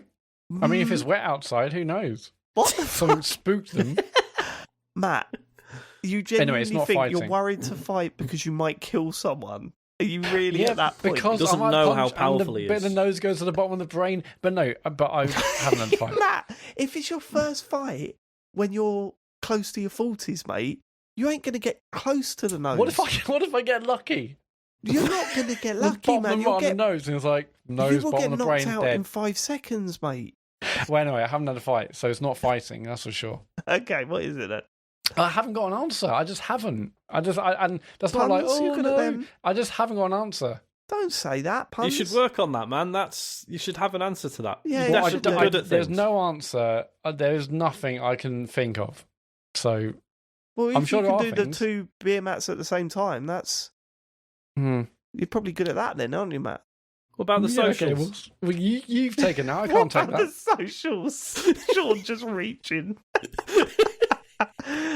Oh, come on, I hate that. You're good at streaming. No, I'm not. That's why I quit. Yeah, but he hates doing it. But he is good at it. Yeah. No. I mean, he's No, better I'm than James. James just gets on fucking moans when people raid or True, subscribe or see, say anything to him. But again, but good, no, but I'm good at that. You see, Yeah, I'm good at exactly. money. That Exactly, yeah, proves yeah, it's you're not about being playing to good. your It's about being entertaining. Oh, Matt, Streaming isn't about being good. It's about being entertaining. James nails that without even trying. If anything, I'm too much of a try hard. So I want an that's- answer that's from a you on negative. this next week, Matt, because there is something. I'm sure there is. I'm not saying I'm. What if? I've got no skills, but I'm saying there's nothing I can think of right now. What Whatever. if the one thing that Matt's good at is murders, and he's just too he Yeah. can't say I it on know. the I've also podcast, never and that's why murdered he's- anyone. Okay, all right. So yeah, Well, all you're these not on- skills you you're not might on trial have, but now. you just never had the chance. Yeah, never thought of it that way. Yeah. All these Oh. opportunities you've been robbed of. Okay. The next question. Should we do what? No. Should we do one more? One more. Okay, yeah. Last one now. This goes. We're 2 hours 45 minutes in. We've got to wrap it Yeah. up. Let's And at least also, go to 4 not, hours. not another one that's like an existential question or something like Yeah, that. no, Just- that's fine. That's It's fine. like, you know, A yes or no question, please, isn't it? We're so close to 4 hours. Come on. Ben/Scientologist. He's not a real Scientologist. Says inspired by Sean's brilliant Nuzlocke streams. His words, not mine. What That's why I What chose other it. game series do you think could be improved or at least become more fun or dramatic with permadeath? Also, just FIFA. a quick well done to Farley on his Dark Souls 2 progress. Genuinely impressed. Bit patronising that. Oh, I mean, yeah, that's very patronising. Well I done, didn't think James. you'd be able to do it, James. James actually But you quite have. good at something. See, James should have the imposter syndrome, Matt, not you. You should. Yeah, that's true. What game would be improved by permadeath? Yeah, I think FIFA. I think that'd be quite interesting. What? And what if you lose a game, you get hanged? If you have a foul, it's a serious foul, and you have to. You get infected. No, What? genuine answer to this: lake. Like, if you just decided to walk off into the lake, wouldn't that be like a story, like a actual interesting end to that game? I don't know why why is everyone slagging off morbid Lake? thing. Sean, I 'Cause thought it's you shit. liked the demo before. Yeah, Sean, you turned. I did. Yeah, well, what happened? Just because Dave didn't like it, you're like, actually, yeah, it I'm was gonna shit. shit on I it. thought you liked it. Yeah. No, I did enjoy Sean the is demo. wrong, I mate. just, from what I've heard about like where the story goes and stuff, I just. It's terrible. The story doesn't go Exactly. anywhere. That's the problem. Whereas it would go somewhere if you just walked into the lake. I mean, and then that's it a said very the end, like the It's credits a very rolled. morbid thing to want to put in that game, Dave. Interesting though, isn't it? Yeah. It's interesting, the deaths. but let's see your answer then, Sean. I always fancied doing a no-death run, or sorry, permadeath run on Far Cry 2. Because it's... But like Far Cry 2, where you would become another character, or What do you mean? No, you just... like if when you died, would you then become another You character? in No, that no. world? Start the game again. If you die, you have to restart the game. Oh man, that's long. Because I remember who was it? I can't remember. Someone did like a talk about how like if you do a permadeath run on Far Cry 2, you know that I mean spoilers for a game that's like 20 years old or whatever. So you know all the like the companions, the people who can help you out through the game. There's a bit at the end where any of the remaining ones like all turn on you, like all these mercenaries, and you have to fight them all, and it's fucking really difficult. So suddenly, when you're doing a permadeath run, you're like, right, can I strategically thin the herd before that bit happens? So like as your like mates are helping you, and like one of them might sort of help you out in a firefight, and then they get gunned down, and obviously you're supposed to rescue them because you want your mate to stay alive. Whereas when you're doing a permadeath run, you're like, maybe just let them, maybe just walk away. Actually, just leave them to it. But And it's really weird. Is that really in the nature of the question, though? Like, a permadeath for, say, Far Cry 2 is just, you've got one life. That's not... Like, but it interacts with... The game continues, but it interacts with other mechanics in the game in, like, this sort of unnerving and sort of dramatic way, which I think is quite interesting. True. Plus, it's just, like, it's quite a difficult game, and I think it would be interesting to sort of replay it with that knowledge that, like having to be that careful, I think would be, it'd be pretty cool if Call of Duty single player campaign had permadeath. Do you reckon? For it to properly feel like you're one man against the world, or whatever it is, one person against the world, for you to survive that, I don't know, 4 hour, say, campaign, it'd be pretty. That would be pretty tense towards the end. I wonder if anyone would ever be brave enough to do. I mean, not necessarily Call of Duty, but just, like a big budget game that has like a, quite a short campaign, but like if you died, that's it. Like you can't even play it again. I mean, you can't play it ever again. That'd be pretty. Oh, there was that one game, wasn't there? I'm sure that has been done. It probably has. I'm sure that's been done. One chance, it was a little indie game, wasn't it? Where you had one chance to save the world, didn't you? And then once you were done, the game just locked up. Yeah. That was it. I think Call of Duty would be awesome. Your browser history, or if you want to completely miss the point. Found a way around it. Nice. But do you know what I mean? Like that applied to like an actual, like if there was a game where like everyone came away from it with like a different story, and there's a lot of money though, isn't it? It is for most people to not see most of it. Yeah. Someone die in the tutorial. It'd be like, oh, for fuck's sake! And it would still be £70 on PS5. But free on Game Pass. You open up the disc tray in your console, and it's like it's not there. Bye. James, have you got an answer? No, I haven't. Good. Wicked. I fucking knew he'd struggle with this one. Go on. Right, let's do the socials, Matt. Okay, this Thursday, no Nuzlocke stream from Sean. Yeah, sorry. New Sea of Thieves stuff is dropping. I'll take the trade-off. I won't talk about it on the show. There you go. How's that? Wow. Okay, I didn't know where I was up for the treat. Okay, well, yeah, so no Nuzlocke stream because so Sean, just to confirm, you're not streaming the Sea of Thieves stuff, are you? No. No, okay, just want to play it with so my no friends. stream at all on Thursday. On Friday, James is streaming Dark Souls 2, and apparently you're very close to the end, James. Is this true? I am, yeah. I mean, the people in the chat were saying probably another hour, maybe. Oh, shit. So add another hour to that. So probably, hopefully this stream. But so 5 weeks' not making time. any promises. Yeah. Cool. So if you want to see James dress up as a Dark Souls 2 character, that's this Friday at 9. That's happening, right, James? No. Have you got your Onion Bro costume? I'm dressing up like a jester.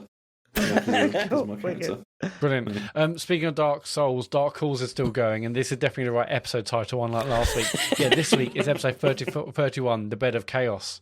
Oh, God. James makes his way to the Bed of Chaos. We're only like 7 episodes left of this whole series. Yeah. It's not on this feed, obviously. It's on a separate Dark Calls feed. Search Dark Calls in your podcast player of choice. Back to Twitch. If you have Amazon Prime, you have Twitch Prime Gaming, and that gives you 1 free sub a month if you connect your account. It's a free sub, doesn't cost you anything if you have Amazon Prime. Please go to our channel and give us your free sub. We really, really appreciate it. We're also on the Epic Game Store. We've got a creator code, and if our talk today has really sold Sifu for you, and you're thinking about buying Sifu on the Epic Game Store, please put in TCGS as your creator code, and we get a little bit of a kickback apparently. Patreon.com/TCGS, our Patreon, if you want to support what we're doing over here, listen to exclusive podcasts, live talk servers, you name it. And February's Patreon bonus show is going to be quite something. So if it all works out, it'll be quite something. If it works out, that's our Patreon stuff. And our website is tcgs.co for links to all our podcasts, our social channels, our beautiful Discord, and our store. Brilliant. Are we... have we got a guest next week? No, it's a couple of weeks' time. Okay, all right. Well, we won't announce that yet. James, Matt, Sean, thanks for joining me this week. No worries, mate. Thanks for having me. Really appreciate you turning up. Thank you so much for living it, everyone else. And we will catch you next week for another exciting chat about video. Oh, you lost faith in that, didn't you? computer As games. soon as you said the word Yes, I did. exciting, you were like, I can't say this to the Well, I public. suppose the next one's a big one, isn't it? It's the Horizon. Oh yeah, Forbidden West. Yeah, and the viewing bar goes the out new tomorrow. the new Sea of Thieves Monday morning. stuff, obviously as well. And the new what? New Sea of Thieves stuff. Sorry, what? New Sea of Thieves stuff next week. I thought you promised you You promised, Oh, Phil. no, I changed my mind. you breaking out already? Unfortunately, Sean will not be on the show next week. But the rest of us He's will. been fucking sacked. We will catch you later. Take care. Love you. Goodbye. Good night. Goodbye. Goodbye.